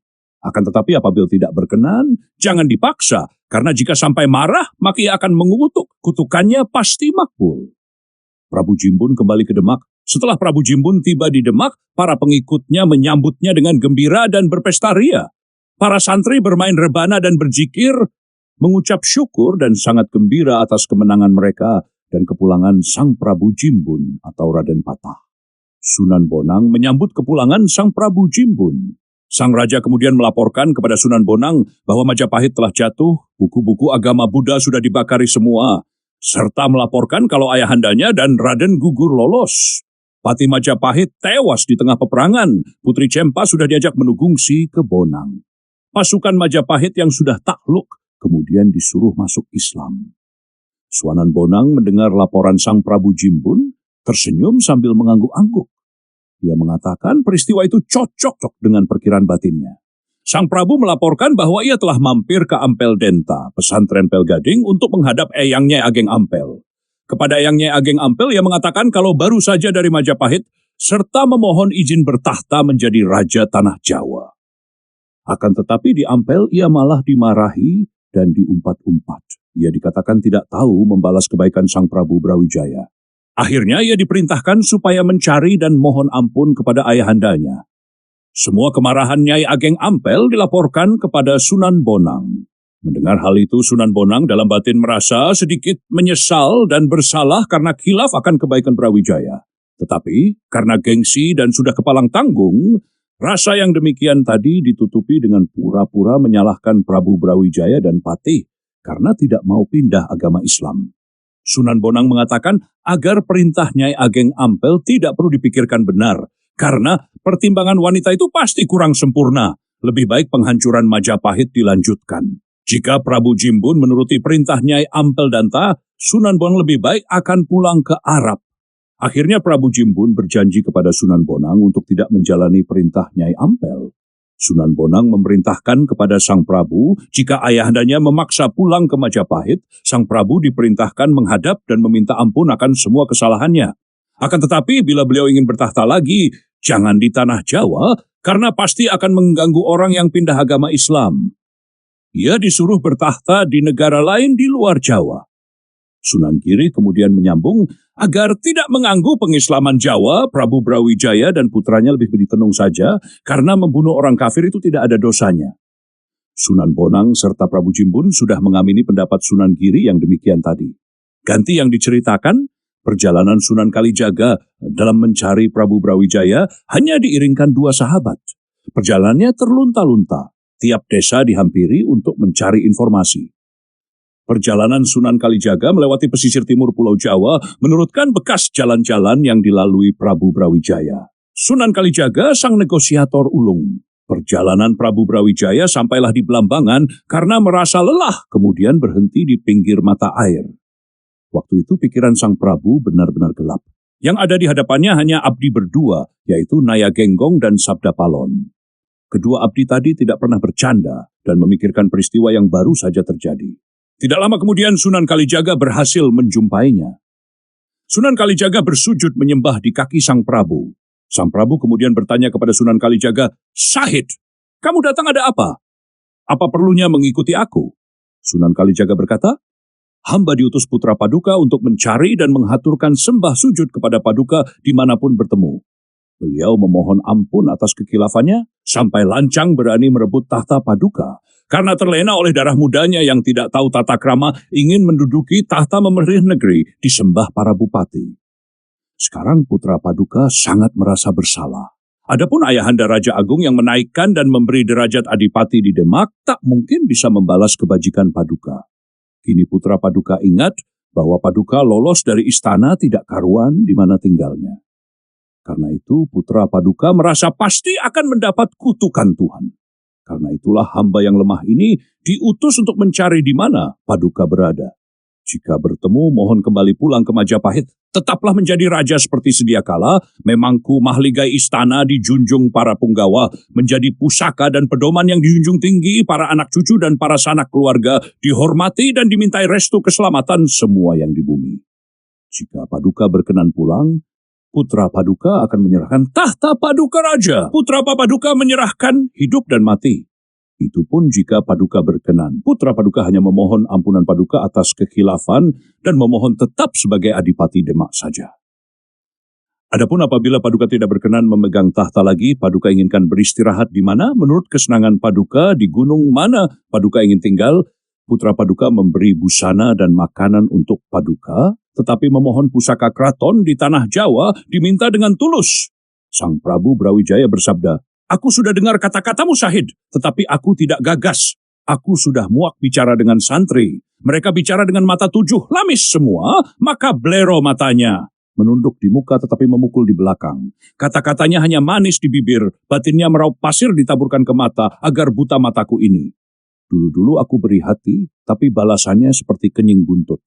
Apa coba salahku? Mengapa negaraku dirusak tanpa kesalahan? Tanpa adat dan tata cara manusia mengajak perang tanpa tantangan. Apakah mereka memakai tatanan babi? Lupa dengan aturan manusia yang utama. Setelah mendengar bersabda Sang Prabu demikian, Sunan Kalijaga merasa sangat bersalah karena telah ikut menyerang Majapahit. Ia menarik nafas dalam dan sangat menyesal. Namun yang semua telah terjadi. Maka kemudian ia berkata lembut, mudah-mudahan kemarahan Paduka kepada putra Paduka menjadi jimat yang dipegang erat, diikat di pucuk rambut, dimasukkan dalam ubun-ubun, menambahi cahaya nubuat yang bening untuk keselamatan putra Cu Paduka semua. Karena semua telah terjadi, apalagi yang dimohon lagi, kecuali hanya ampunan Paduka. Sekarang Paduka hendak pergi kemana? Sang Prabu Brawijaya berkata, sekarang aku akan ke Pulau Bali bertemu dengan Yai Prabu Dewa Agung di Kelungkung. Aku akan beritahu tingkah si Patah, menyia-nyiakan orang tua tanpa dosa, dan hendak kuminta menggalang para raja sekitar Jawa untuk mengambil kembali tahta Majapahit. Adipati Palembang akan kuberitahu bahwa kedua anaknya sesampai di tanah Jawa yang aku angkat menjadi bupati, tetapi tidak tahu aturan. Ia berani memusuhi ayah dan rajanya. Aku akan minta kerelaannya untuk aku bunuh kedua anaknya sekaligus, sebab pertama durhaka kepada ayah dan kedua kepada raja. Aku juga hendak memberitahu kepada Hongte di Cina bahwa putrinya yang menjadi istriku punya anak laki-laki satu, tetapi tidak tahu jalan berani durhaka kepada ayah raja. Ia juga kuminta kerelaan cucunya hendak aku bunuh. Aku minta bantuan prajurit Cina untuk perang. Akan kuminta agar datang di negeri Bali. Apabila sudah siap semua prajurit, serta ingat kepada kebaikanku dan punya belas kasih kepada orang tua ini, pasti akan datang di Bali siap dengan perlengkapan perang. Aku ajak menyerang tanah Jawa, merebut istanaku. Biarlah terjadi perang besar ayah melawan anak. Aku tidak malu karena aku tidak memulai kejahatan dan meninggalkan tata cara yang mulia. Sunan Kalijaga sangat prihatin. Ia berkata dalam hati, tidak salah dengan dugaan Nyai Ageng Ampel Gading bahwa Eyang Bungkuk masih gagah mengangkangi negara, tidak tahu diri, kulit kisut, punggung wungkuk. Jika beliau dibiarkan sampai menyeberang ke Pulau Bali, pasti akan ada perang besar, dan pasukan Demak pasti kalah karena dalam posisi salah, memusuhi raja dan bapa, ketiga pemberi anugerah. Sudah pasti orang Jawa yang belum Islam akan membela raja tua, bersiaga mengangkat senjata. Pasti akan kalah orang Islam tertumpas dalam peperangan. Akhirnya Sunan Kalijaga berkata pelan, aduh Gusti Prabu, apabila Paduka nanti tiba di Bali, kemudian memanggil para raja, pasti akan terjadi perang besar. Apakah tidak sayang negeri Jawa rusak? Sudah dapat dipastikan putra Paduka yang akan celaka, kemudian Paduka bertahta kembali menjadi raja, tapi tidak lama kemudian lengser ke Prabon. Tahta Jawa lalu diambil oleh bukan darah keturunan Paduka. Jika terjadi demikian, ibarat serigala berebut bangkai yang berkelahi terus berkelahi hingga tewas, dan semua daging dimakan serigala lainnya. Ini semua kehendak Dewata yang Maha Lebih. Aku ini Raja Binatara menepati sumpah sejati, tidak memakai dua mata, hanya menepati satu kebenaran, menurut hukum dan undang-undang para leluhur. Seumpamanya si Patah menganggap aku sebagai bapaknya, lalu ingin menjadi raja, diminta dengan baik-baik, istana tanah Jawa ini akan kuberikan dengan baik-baik pula. Aku sudah tua renta, sudah kenyang menjadi raja, menerima menjadi pendeta bertafakur di gunung. Sedangkan si Patah menganiaya kepadaku. Pastilah aku tidak rela tanah Jawa dirajainya. Bagaimana pertanggungjawabanku kepada rakyatku di belakang hari nanti? Mendengar kemarahan Sang Prabu yang tak tertahankan lagi, Sunan Kalijaga merasa tidak bisa meredakan lagi, maka kemudian beliau menyembah kaki Sang Prabu sambil menyerahkan kerisnya dengan berkata, apabila Sang Prabu tidak bersedia mengikuti sarannya, maka ia mohon agar dibunuh saja. Karena akan malu mengetahui peristiwa yang menjijikkan itu. Sang Prabu melihat tingkah Sunan Kalijaga yang demikian tadi, hatinya tersentuh juga. Sampai lama beliau tidak berkata, selalu mengambil nafas dalam-dalam dengan meneteskan air mata. Berat sabdanya, Syahid, duduklah dahulu. Kupikirkan baik-baik, kupertimbangkan saranmu benar dan salahnya, baik dan buruknya, karena aku khawatir apabila kata-katamu itu bohong saja. Ketahuilah Syahid, seumpama aku pulang ke Majapahit, si Patah menghadap kepadaku, bencinya tidak bisa sembuh karena punya ayah budak kawak kafir kufur. Lain hari lupa aku kemudian ditangkap di Kebiri, disuruh menunggu pintu belakang. Pagi sore dibokongi sembahyang, apabila tidak tahu kemudian dicuci di kolam, digosok dengan ilalang kering. Sang Prabu mengeluh kepada Sunan Kalijaga. Coba pikirkanlah Syahid, alangkah sedih hatiku. Orang sudah tua renta, lemah tidak berdaya kau akan direndam dalam air. Sunan Kalijaga memendam senyum, kemenangan dan berkata, mustahil jika demikian. Besok hamba yang tanggung, hamba yakin tidak akan tega putra Paduka memperlakukan sia-sia kepada Paduka. Akan halnya masalah agama hanya terserah kehendak Paduka. Namun lebih baik jika Paduka berkenan berganti syariat Rasul dan mengucapkan asma Allah. Akan tetapi jika Paduka tidak berkenan, itu tidak masalah. Toh hanya soal agama. Pedoman orang Islam itu syahadat. Meskipun salat dingklak-dingkluk, jika belum paham syahadat itu juga tetap kafir namanya. Perdebatan teologis Sang Prabu berkata, syahadat itu seperti apa? Aku belum tahu. Coba ucapkan biar aku dengarkan. Sunan Kalijaga kemudian mengucapkan syahadat, asyhadu alla ilaha illallah wa asyhadu anna Muhammadar Rasulullah. Artinya aku bersaksi, tiada Tuhan selain Allah, dan bersaksi bahwa Kanjeng Nabi Muhammad itu utusan Allah. Sunan Kalijaga berkata kepada Sang Prabu, manusia yang menyembah kepada angan-angan saja, tapi tidak tahu sifatnya, maka ia tetap kafir. Dan manusia yang menyembah kepada sesuatu yang kelihatan mata, itu menyembah berhala namanya. Maka manusia itu perlu mengerti secara lahir dan batin. Manusia mengucap itu harus paham kepada apa yang diucapkan. Adapun maksud Nabi Rasulullah adalah itu Muhammad itu makam kuburan. Jadi badan manusia itu tempatnya sekalian rasa yang memuji badan sendiri, tidak muji Muhammad di Arab. Badan manusia itu bayangan zat Tuhan. Badan jasmani manusia adalah letak rasa. Rasul adalah rasa kang nusuli. Rasa termasuk lesan. Rasul naik ke surga, luluh menjadi lembut. Disebut Rasulullah itu rasa ala ganda salah, diringkas menjadi satu Muhammad Rasulullah. Yang pertama pengetahuan badan, kedua tahu makanan. Kewajiban manusia menghayati rasa. Rasa dan makanan menjadi sebutan Muhammad Rasulullah. Maka sembahyang yang berbunyi usyali itu artinya memahami asalnya. Adapun raga manusia itu asalnya dari ruh idhafi, ruh Muhammad Rasul. Artinya Rasul rasa, keluarnya rasa hidup. Keluar dari badan yang terbuka. Karena asyhadu Allah, jika tidak mengetahui artinya syahadat, tidak tahu rukun Islam, maka tidak akan mengerti awal kejadian. Sunan Kalijaga berkata, banyak-banyak sampai Prabu Brawijaya berkenan pindah Islam. Setelah itu minta potong rambut kepada Sunan Kalijaga, akan tetapi rambutnya tidak mempan digunting. Sunan Kalijaga lantas berkata, Sang Prabu dimohon Islam lahir batin, karena apabila hanya lahir saja, rambutnya tidak mempan digunting. Sang Prabu kemudian berkata, kalau sudah lahir batin, maka rambutnya bisa dipotong. Perdebatan dengan Sabda Palon dan Naya Gegong. Sang Prabu setelah potong rambut kemudian berkata kepada Sabda Palon dan Naya Genggong, kamu berdua ku beritahu mulai hari ini aku meninggalkan agama Buddha dan memeluk agama Islam. Aku sudah menyebut nama Allah yang sejati. Kalau kalian mau, kalian berdua kuajak pindah agama Rasul dan meninggalkan agama Buddha. Sabda Palon berkata dengan sedih, syok berat, hamba ini Ratu Danghyang yang menjaga tanah Jawa, siapa yang bertahta menjadi asuhan hamba? Mulai dari leluhur Paduka dahulu, Sang Wiku Manumanasa, Sakutrem, dan Bambang Sakri, turun-temurun sampai sekarang. Hamba mengasuh penurun raja-raja Jawa. Hamba jika ingin tidur sampai 200 tahun. Selama hamba tidur selalu ada peperangan saudara musuh saudara yang nakal membunuh manusia bangsanya sendiri. Sampai sekarang umur hamba sudah 2000 lebih, 3 tahun dalam mengasuh raja-raja Jawa. Tidak ada yang berubah agamanya sejak pertama menempati agama Buddha, baru Paduka yang berani meninggalkan pedoman luhur Jawa. Jawa artinya tahu, mau menerima berarti Jawan. Kalau hanya ikut-ikutan, akan membuat celaka muksa Paduka kelak, kata Wikutama yang kemudian disambut halilintar bersautan. Redaksi menurut ajaran Buddha mengenal adanya reinkarnasi, jadi Sabda Palon ini telah berkali-kali bereinkarnasi dan selalu menjadi seorang patih di tanah Jawa. Bandingkan dengan reinkarnasi dari para lama di Tibet. Prabu Brawijaya disindir oleh Dewata karena mau masuk agama Islam, yaitu dengan perwujudan keadaan di dunia ditambah 3 hal, 1 rumput jawan, 2 padi randa nunut, dan 3 padi meri. Sang Prabu bertanya, bagaimana niatanmu? Mau apa tidak meninggalkan agama Buddha masuk agama Rasul, lalu menyebut Nabi Muhammad Rasulullah dan nama Allah yang sejati? Sabda Palon berkata dengan sedih, putus asa, Paduka masuklah sendiri.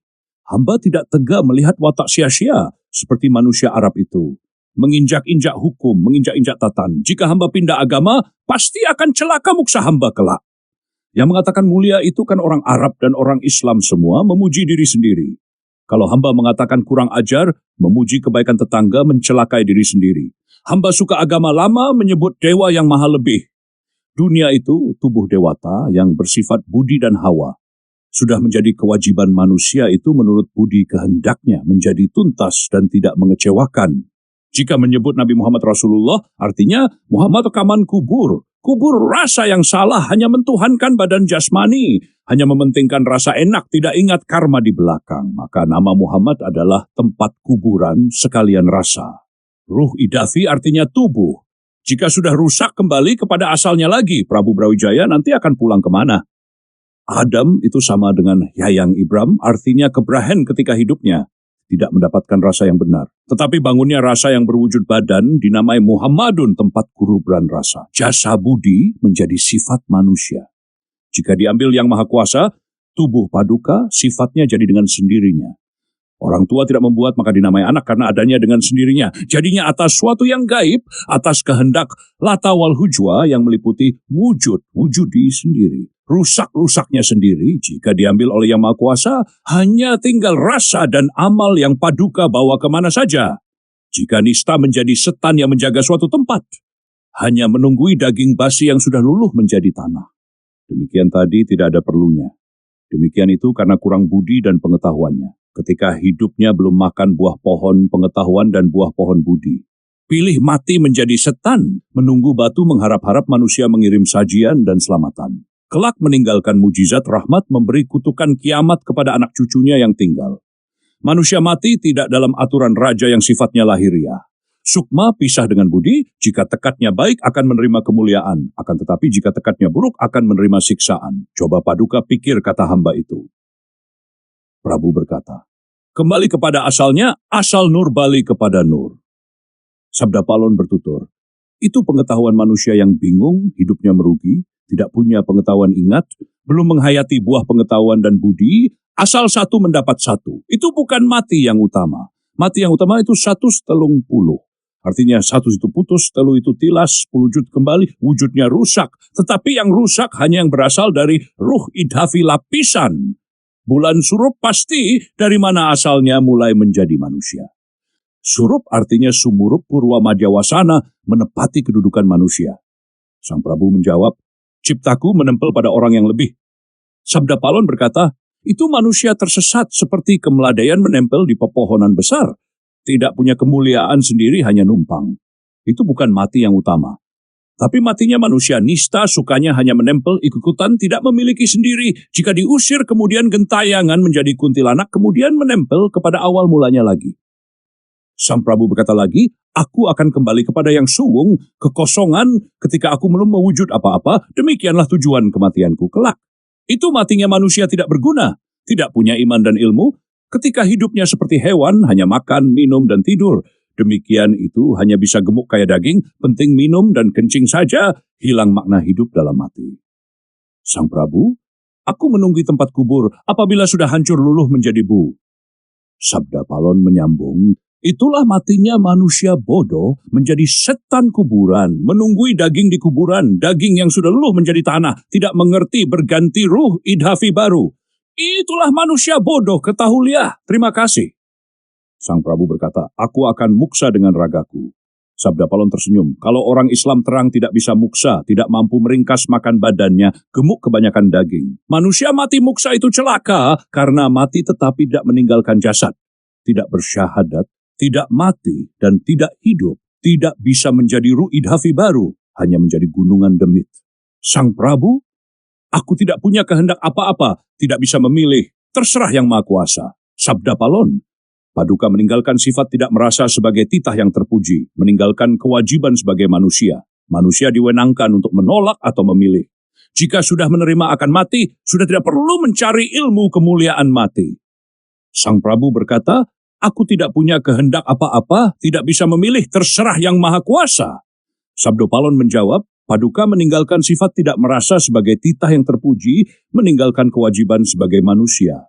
Manusia diwenangkan untuk menolak atau memilih. Jika sudah menerima akan mati, sudah tidak perlu mencari ilmu kemuliaan mati. Sang Prabu berkata, keinginanku kembali ke akhirat, masuk surga menghadap Yang Maha Kuasa. Sabdopalon berkata, akhirat, surga sudah Paduka kemana-mana. Dunia manusia itu sudah menguasai alam kecil dalam besar. Paduka akan pergi ke akhirat mana? Apa tidak tersesat? Padahal akhirat itu artinya melarat di mana-mana ada akhirat. Bila mau, hamba ingatkan, jangan sampai Paduka mendapat kemelaratan seperti dalam pengadilan negara. Jika salah menjawabnya tentu dihukum, ditangkap, dipaksa kerja berat tanpa menerima upah. Masuk akhirat Nusa Srenggi. Nusa artinya manusia, Sreng artinya berat sekali. Anggi artinya kerja. Jadi maknanya manusia dipaksa bekerja untuk Ratu Nusa Srenggi. Apa tidak celaka? Manusia hidup di dunia demikian tadi. Sekeluarganya hanya mendapat beras kojong tanpa daging sambal atau sayur. Itu perumpamaan akhirat yang kelihatan nyata. Jika akhirat manusia mati malah lebih dari itu, Paduka jangan sampai pulang ke akhirat. Jangan sampai masuk ke surga malah tersesat. Banyak binatang yang mengganggu. Semua tidur berselimut tanah. Hidupnya bekerja dengan paksaan. Tidak salah dipaksa. Paduka jangan sampai menghadap Gusti Allah karena Gusti Allah itu tidak berwujud, tidak berbentuk. Wujudnya hanya asma, meliputi dunia dan akhirat. Paduka belum kenalnya hanya seperti kenalnya cahaya bintang dan rembulan. Bertemunya cahaya menyala menjadi satu, tidak pisah, tidak kumpul, jauhnya tanpa batasan, dekat, tidak bertemu. Saya tidak tahan dekat, apalagi Paduka. Kanjeng Nabi Musa saja tidak tahan melihat Gusti Allah. Maka Allah tidak kelihatan, hanya zatnya yang meliputi semua makhluk. Paduka bibit ruhani bukan jenis malaikat. Manusia raganya berasal dari nutfah menghadap yang lata wal hujwa. Jika sudah lama, minta yang baru, tidak bolak-balik. Itulah mati hidup. Orang yang hidup adalah jika nafasnya masih berjalan, hidup yang langgeng, tidak berubah, tidak bergeser. Yang mati hanya raganya, tidak merasakan kenikmatan. Maka bagi manusia Buddha, jika raganya sudah tua, sukmanya pun keluar minta ganti yang baik melebihi yang sudah tua. Nutfah jangan sampai berubah dari dunianya. Dunia manusia itu langgeng, tidak berubah-ubah. Yang berubah itu tempat rasa dan raga yang berasal dari ruh idhafi. Prabu Brawijaya itu tidak muda, tidak tua, tetapi langgeng berada di tengah dunianya. Berjalan tidak berubah dari tempatnya di Gua Hasrat Cipta yang hening. Bawalah bekalmu, bekal untuk makan raga. Apapun milik kita akan hilang, berkumpul dan berpisah. Denyut jantung sebelah kiri adalah rasa. Cipta letaknya di langit-langit mulut. Itu akhir pengetahuan. Pengetahuan manusia beragama Buddha. Ruh berjalan lewat langit-langit mulut, berhenti di kerongkongan, keluar lewat kemaluan, hanyut dalam lautan rahmat, kemudian masuk ke gua ga perempuan. Itulah jatuhnya nikmat di bumi rahmat. Di situ Budi membuat istana Baitullah yang mulia, terjadi lewat sabda kun fayakun. Di tengah rahim ibu itu takdir manusia ditentukan, rizkinya digariskan, umurnya juga dipastikan, tidak bisa diubah seperti tertulis dalam lauh mahfudz. Keberuntungan dan kematiannya tergantung pada nar dan pengetahuan. Yang kurang ikhtiarnya akan kurang beruntung pula. Awal mula kiblat empat, yaitu timur wetan, barat kulon, selatan kidul, dan utara demikian. Wetan artinya wiwitan asal manusia mewujud, kulon artinya bapa kelonan, kidul artinya istri didudul di tengah perutnya, lor artinya lahirnya jabang bayi. Tanggal pertama purnama, tarik sekali tenunan sudah selesai. Artinya pur jumbuh ana wujud, mamadep kepada wujud. Jumbuh itu artinya lengkap serba ada, menguasai alam besar kecil, tanggal manusia lahir dari ibunya, bersama dengan saudaranya Kakang Barep, kakak tertua, dan Adi Ragil, adik kecil. Kakang Barep itu kawah, Adi itu ari-ari. Saudara gaib yang lahir bersamaan menjaga hidupnya selama matahari tetap terbit di dunia berupa cahaya, isinya ingat semuanya. Siang malam, jangan khawatir kepada semua rupa yang ingat semuanya surup dan tanggalnya pun sudah jelas waktu dulu, sekarang, atau besok. Itu pengetahuan manusia Jawa yang beragama Buddha. Raga itu diibaratkan perahu, sedangkan sukma adalah orang yang ada di atas perahu tadi, yang menunjukkan tujuannya. Jika perahunya berjalan salah arah, akhirnya perahu pecah, manusia rebah. Maka harus bertujuan senyampang perahu masih berjalan.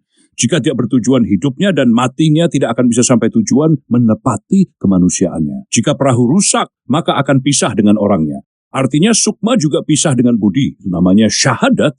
Pisahnya kaula dengan Gusti. Sah artinya pisah dengan zat Tuhan. Jika sudah pisah raga dan sukma, budi kemudian berganti baitullah. Nafas memuji kepada Gusti. Jika pisah sukma dan budi, maka manusia harus yang waspada. Ingatlah asal-usul manusia dan wajib meminta kepada Tuhan Baitullah yang baru, yang lebih baik dari yang lama. Raga manusia itu namanya Baitullah. Itu perahu buatan Allah terjadi dari sabda kun fayakun. Jika perahu manusia Jawa bisa berganti Baitullah lagi yang lebih baik, perahu orang Islam hidupnya tinggal rasa, perahunya sudah hancur. Jika sukma itu mati di alam dunia kosong, tidak ada manusia. Manusia hidup di dunia dari muda sampai tua. Meskipun sukma manusia, tetapi jika tekadnya melenceng, matinya tersesat menjadi kuuk. Meskipun sukmanya hewan, tetapi bisa menjelma menjadi manusia. Ketika Batara Wisnu bertahta di Medang Kasapta, binatang hutan dan makhluk halus dicipta menjadi manusia, menjadi rakyat sang raja. Ketika Eyang Paduka Prabu Palasara bertahta di Gajahoya, binatang hutan dan makhluk halus juga dicipta menjadi manusia. Maka bau manusia satu dan yang lainnya berbeda-beda baunya seperti ketika masih menjadi hewan. Serat Tapak Hyang menyebut sastra Jendra Hayuningrat terjadi dari sabda kun dan menyebut Jituok artinya hanya puji tok. Dewa yang membuat cahaya bersinar meliputi badan. Cahaya artinya incengan aneng cengelmu. Jiling itu puji eling kepada Gusti. Punuk artinya panakna. Timbangan artinya salang. Pundak itu panduk, hidup di dunia mencari pengetahuan dengan buah kuldi. Jika beroleh buah kuldi banyak, beruntungnya kaya daging. Apabila beroleh buah-buah pengetahuan banyak, bisa untuk bekal hidup langgeng yang tidak bisa mati. Tepak artinya tepat tapanira. Walikat, walikaning urip. Ula-ula, ula tanah. Laleren gegermu kang geligir. Sungsum artinya sungsungan. Labung, waktu dewa menyambung umur, alam manusia itu sampungan. Ingat hidup mati. Lempeng kiwa tengen artinya tekad yang lahir batin, purwa benar dan salah, baik dan buruk. Mata artinya lihatlah batin satu, yang lurus kiblatmu, kiblat utara benar satu. Tengen artinya tengen kang terang. Di dunia hanya sekedar memakai raga, tidak membuat tidak memakai. Kiwa artinya raga iki isi hawa kekajengan, tidak wenang mengukuhi mati. Demikian itu bunyi serat tadi. Jika Paduka mencela, siapa yang membuat raga? Siapa yang memberi nama? Hanyalah tawal hujwa. Jika Paduka mencaci, Paduka tetap kafir. Cela mati Paduka, tidak percaya kepada takdir Gusti, dan murtad kepada leluhur Jawa semua. Menempel pada besi kayu batu menjadi iblis menunggu tanah. Jika Paduka tidak bisa membaca sasmita yang ada di badan manusia, mati Paduka tersesat seperti kuwuk. Adapun jika bisa membaca sasmita yang ada pada raga tadi, dari manusia menjadi manusia. Disebut dalam serat Anbiya, Kanjeng Nabi Musa waktu dahulu manusia yang mati dikubur, kemudian bangun lagi, hidupnya ganti ruh baru, ganti tempat baru, Tuhan yang sejati. Jika Paduka memeluk agama Islam, manusia Jawa tentu kemudian Islam semua. Badan halus hamba sudah tercakup dan manunggal menjadi tunggal, lahir batin jadi tinggal kehendak hamba saja. Adam atau wujud bisa sama, jika saya ingin mewujud, itulah wujud hamba, kehendak Adam. Bisa hilang seketika, bisa mewujud dan bisa menghilang seketika. Raga hamba itu sifat dewa, badan hamba seluruhnya punya nama sendiri-sendiri. Coba Paduka tunjuk, badan Sabda Palon. Semua sudah jelas sampai tidak kelihatan Sabda Palon. Tinggal asma meliputi badan, tidak muda, tidak tua, tidak mati, tidak hidup. Hidupnya meliputi dalam matinya, adapun matinya meliputi dalam hidupnya, langgeng selamanya. Sang Prabu bertanya, di mana Tuhan yang sejati? Sabda Palon berkata, tidak jauh, tidak dekat, Paduka bayangannya.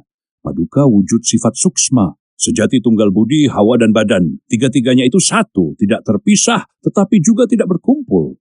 Paduka itu Raja Mulia tentu tidak akan khilaf kepada kata-kata hamba ini. Apa kamu tidak mau masuk agama Islam? Tanya Prabu. Sabda Palon berkata dengan sedih, ikut agama lama, kepada agama baru tidak. Kenapa Paduka berganti agama, tidak bertanya hamba? Apakah Paduka lupa nama hamba? Sabda Palon. Sabda artinya kata-kata, palon kayu pengancing kandang. Naya artinya pandangan, genggong artinya langgeng tidak berubah. Jadi bicara hamba itu bisa untuk pedoman orang tanah Jawa, langgeng selamanya. Bagaimana ini? Aku sudah terlanjur masuk agama Islam, sudah disaksikan sahid. Aku tidak boleh kembali kepada agama Buddha lagi. Aku malu apabila ditertawakan bumi langit. Ya sudah, silahkan Paduka jalani sendiri, hamba tidak ikut-ikutan. Sunan Kalijaga kemudian berkata kepada Sang Prabu, yang isinya jangan memikirkan yang tidak-tidak, karena agama Islam itu sangat mulia. Ia akan menciptakan air yang disumber sebagai bukti. Lihat bagaimana baunya. Jika air tadi bisa berbau wangi, itu pertanda bahwa Sang Prabu sudah mantap kepada agama Rasul. Tetapi, apabila baunya tidak wangi, itu pertanda jika Sang Prabu masih berpikir Buddha. Sunan Kalijaga kemudian mengeningkan cipta.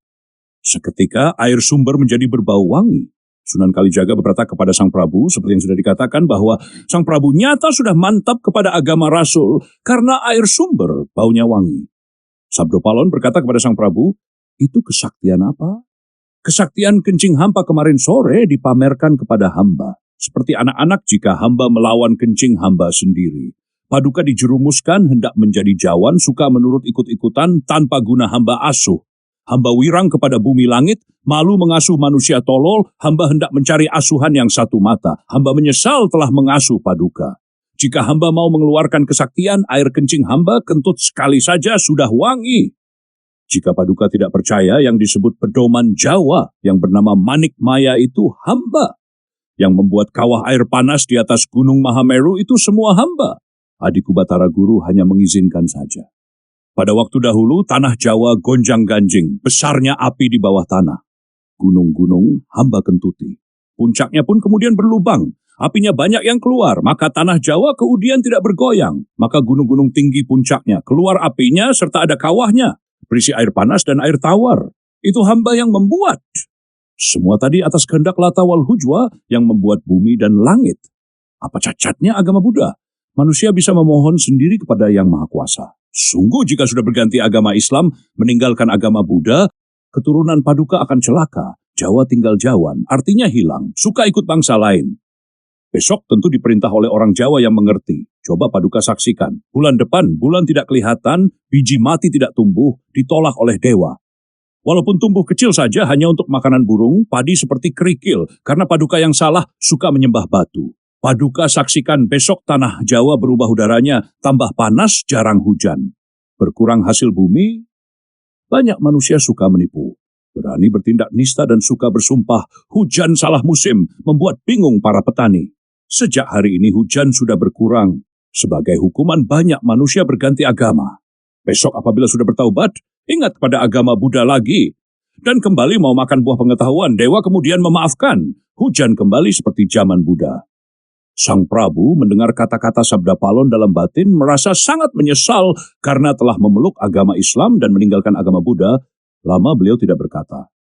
Kemudian ia menjelaskan bahwa masuknya agama Islam itu karena terpikat kata Tricempa yang mengatakan bahwa orang agama Islam itu kelak apabila mati masuk surga yang melebihi surganya orang kafir.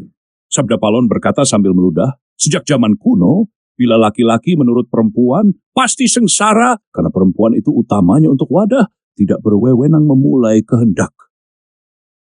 Sabda Palon banyak-banyak mencaci Sang Prabu. Kamu jela sudah tanpa guna karena sudah terlanjur. Sekarang hanya kamu kutanya, masihkah tetapkah tekadmu?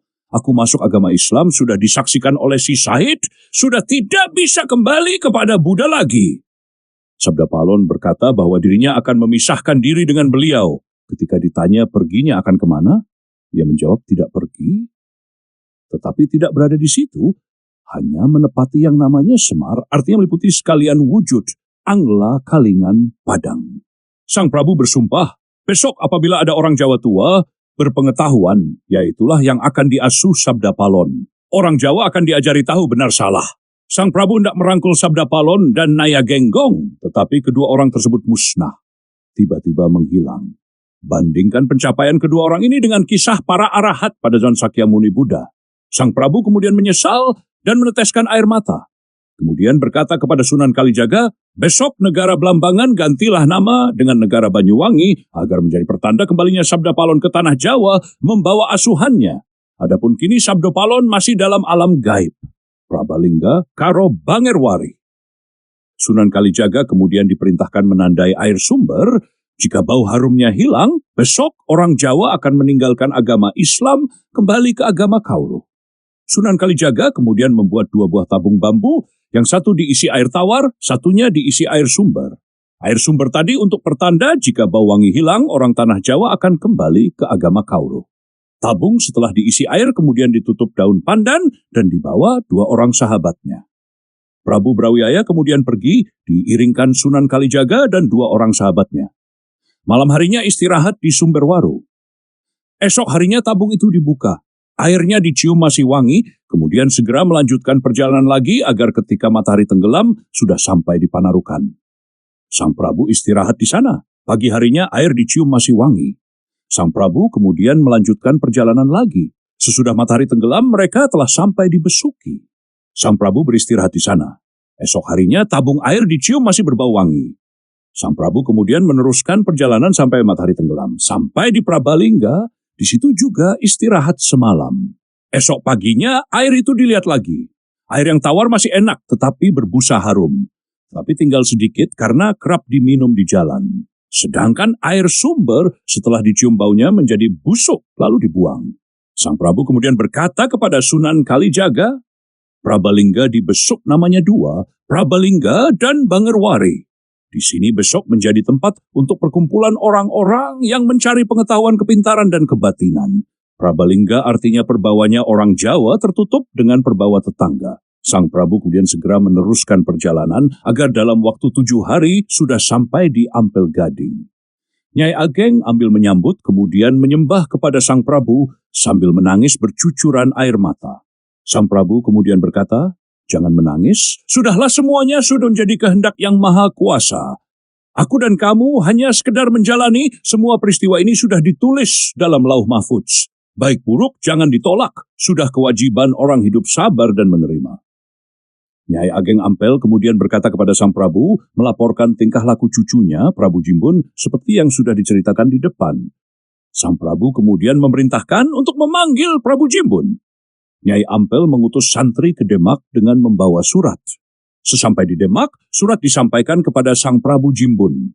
Tidak lama kemudian, Prabu Jimbun berangkat menghadap ke Ampel. Putra Raja Majapahit yang bernama Raden Bondan Kejawan di Tarup mendengar berita bahwa negara Majapahit dibedah oleh Adipati Demak. Malah Sang Prabu meloloskan diri dari istana, tidak jelas kemana larinya.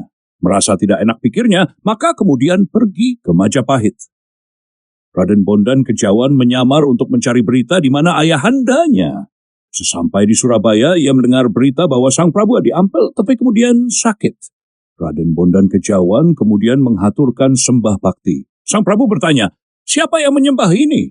Raden Bondan Kejawan berkata, "Hamba putra Paduka Bondan Kejawan." Sang Prabu kemudian merangkul putranya. Sakitnya Sang Prabu semakin parah. Beliau merasa sudah akan pulang kepada zaman kelanggengan.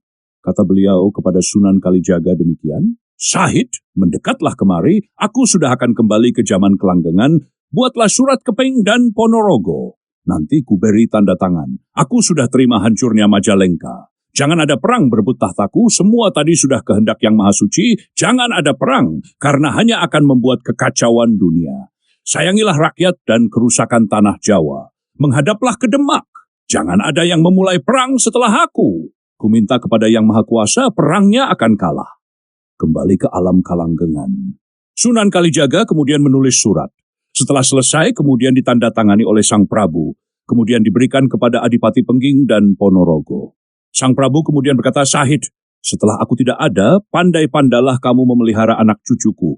Aku titip anak kecil ini. Seketurunannya asuhlah. Bila ada untungnya, besok anak ini yang bisa menurunkan bibit tanah Jawa. Dan lagi pesanku kepada kamu, apabila aku sudah kembali ke alam kalanggengan, kuburkan aku di Majapahit sebelah utara Laut Buatan. Adapun kuburanku, kuberi nama Sastrawulan. Siarkan kabar bahwa yang dikubur di situ Raja Putri Cempa. Dan lagi pesanku, besok anak cucuku jangan sampai kawin dengan lain bangsa. Jangan sampai membuat panglima perang orang bangsa lain." Sunan Kalijaga kemudian menjawab, "Apakah Sang Prabu tidak memberi izin kepada putra Paduka Prabu Jimbun untuk menjadi raja di tanah Jawa?" Sang Prabu berkata, "Ya, kuberi izin, tetapi hanya berhenti 3 keturunan." Sunan Kalijaga meminta petunjuk apa artinya nama kuburan Sang Prabu. Sastra artinya tulisan, wulan artinya cahaya dunia. Artinya kuburanku hanya seperti cahaya rembulan. Apabila masih kemilau cahaya rembulan, nanti orang Jawa ingat Jawa bahwa kematianku sudah memeluk agama Islam. Maka kutinggikan Putri Cempa karena aku sudah dibetinakan oleh si Patah, serta tidak dianggap laki-laki sampai aku disia-siakan seperti ini. Maka aku hanya mengizinkan ia menjadi raja hanya dalam 3 keturunan. Karena si Patah itu dari 3 bangsa, Jawa, Cina, dan raksasa. Maka ia tega kepada ayah serta ngawur caranya. Maka wasiatku, anak cucuku, jangan kawin dengan lain bangsa. Karena dalam berkasih-kasihan dengan orang lain bangsa tadi bisa merubah keyakinan. bisa mencelakai hidup, maka aku memberi wasiat, jangan mengangkat panglima perang orang yang lain bangsa, karena akan menginjak gustinya dalam berperang mendua hati. Sudah syahid, semua wasiatku tulislah. Sang Prabu setelah bersabda demikian, tangannya kemudian bersedekap, terus wafat. Jenazahnya kemudian dikuburkan di Astana Sastraulan Majapahit. Sampai sekarang terkenal bahwa yang dikubur di situ adalah sang putri Cempa. Adapun sebenarnya putri Cempa itu wafatnya di Tuban. Tepatnya kuburan di Karangkemuning. Setelah 3 hari wafatnya Prabu Brawijaya, dikisahkan Sultan Bintara, Raden Patah baru datang Ampel Gading dan bertemu Nyai Ageng Ampel. Nyai Ageng berkata, celaka kamu Jimbun tidak melihat wafatnya ayahanda, jadi tidak bisa sungkem serta minta izin olehnya menjadi raja, serta minta ampunan semua kesalahan yang sudah terjadi. Prabu Jimbun berkata kepada Nyai Ageng, ia hanya bisa pasrah kepada takdir. Barang yang sudah terlanjur hanya bisa dijalani. Sultan Demak diampel 3 hari dan kemudian pulang kembali ke Demak. Diceritakan Adipati Pengging dan Ponorogo, yaitu Pangeran Handayaningrat di Pengging dan Raden Batara Katong, sudah mendengar berita bahwa negara Majapahit dibedah oleh Adipati Demak dengan menyamar menghadap kepada Sang Prabu waktu hari raya.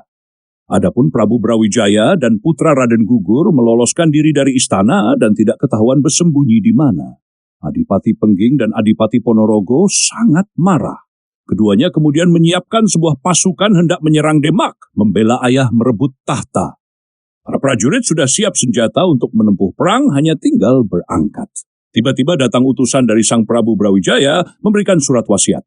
Adipati Pengging dan Adipati Ponorogo segera menerima dan membaca surat tersebut. Surat itu kemudian disembah dengan meneteskan air mata berat.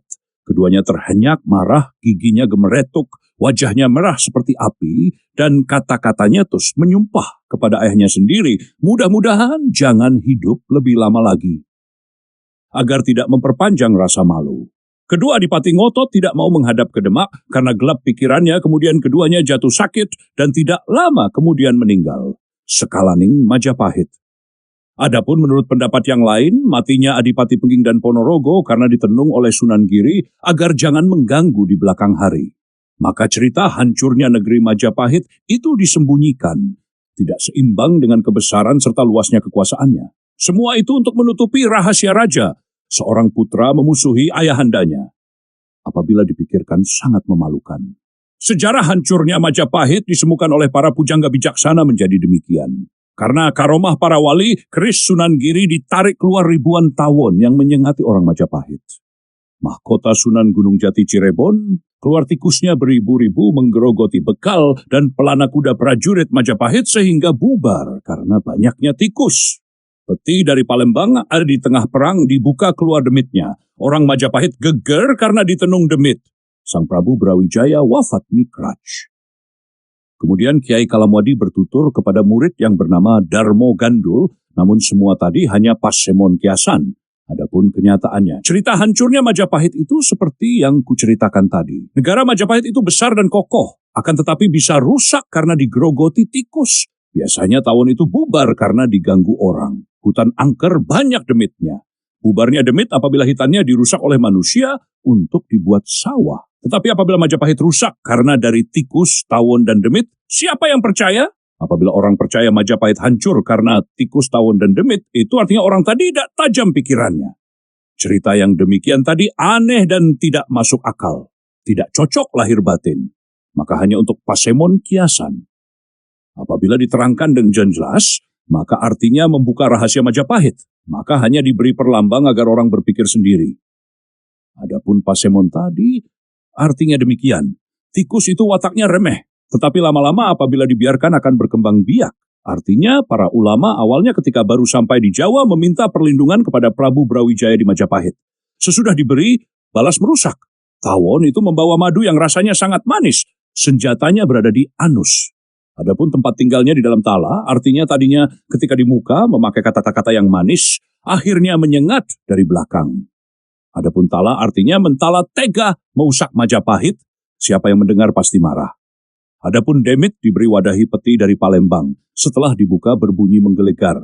Artinya Palembang itu melembang, yaitu ganti agama. Peti artinya wadah yang tertutup untuk mewadahi barang yang samar. Demit artinya samar, remit, rungsit.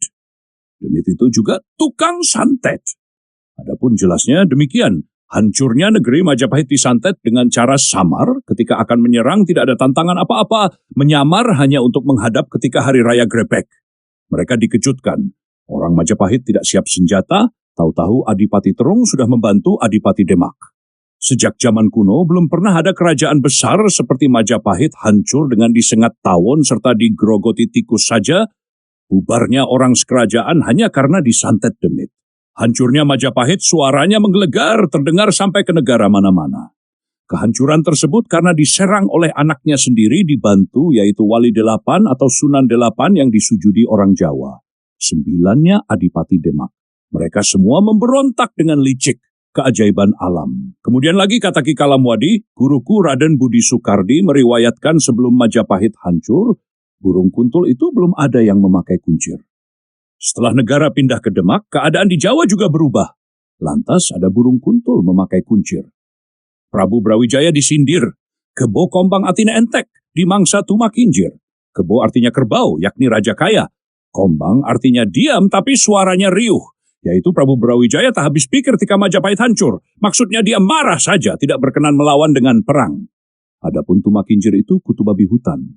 Tuma artinya tuman terbiasa. Babi hutan itu juga bernama Andapan, yaitu Raden Patah ketika sampai di Majapahit bersujud kepada ayahanda Sang Prabu. Waktu itu diberi pangkat, artinya mendapat simpati dari Sang Prabu. Tapi akhirnya memerangi dan merebut tahta. Tidak berpikir benar dan salah, sampai Sang Prabu tidak habis pikir. Adapun kuntul memakai kuncir itu Pasmon Sultan Demak. Ia mengejek-ejek kepada Sang Prabu karena agamanya Buddha kawak kafir kufur. Makanya Gusti Allah memberi Pasemon Gitok kuntul kunciran. Artinya lihatlah tengkukmu, ibumu putri Cina tidak boleh menghina kepada orang lain beragama. Sang Prabu Jimbun itu berasal dari 3 benih. Asalnya Jawa, maka Sang Prabu Jimbun besar hati menginginkan tahta raja, ingin cepat kaya sesuai sifat ibunya. Adapun berani tanpa pikir itu dari sifat Sang Arya Damar. Karena Arya Damar itu ibunya putri raksasa, senang minum darah, sifatnya sia-sia. Maka ada kuntul memakai kuncir itu sudah kehendak Allah. Tidak hanya Sunan Demak sendiri saja yang diperingati mengakui kesalahannya, tetapi juga para wali lainnya. Apabila tidak mau mengakui kesalahannya, dosanya lahir batin. Maka namanya wali diartikan walikan dibaiki membalas kejahatan. Adapun adanya orang Cina datang di tanah Jawa itu dongengnya demikian. Pada zaman kuno, ketika santri Jawa belum banyak pengetahuannya, setelah mati sukmanya terbawa angin, kemudian tumbuh di tanah Cina, maka sekarang kembali ke tanah Jawa menjadi sukmanya orang Cina tadi. Jadi mereka itu tadinya banyak yang sukma Jawa. Isi serat selanjutnya wejangan Ki Kalamwadi untuk perumah tangga, penjelasan kitab Manikmaya sedikit kisah Kediri, sudah tidak ada hubungannya dengan kisah Majapahit.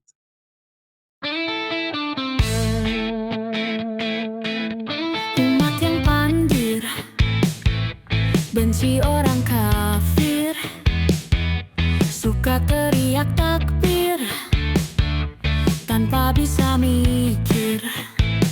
Quran sudah kadaluarsa, gak berjilbab gak masalah. Hafal Quran gak penting, hanya bahan marketing. Agama gampang nista, umat gampang marah.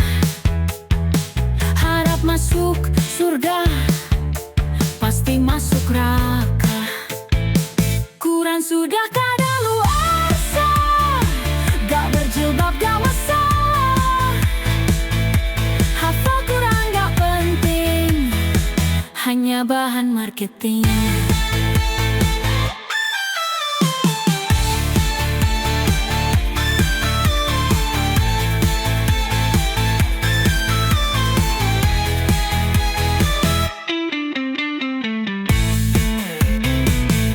Sudah kadaluarsa, gak berjilbab gak masalah.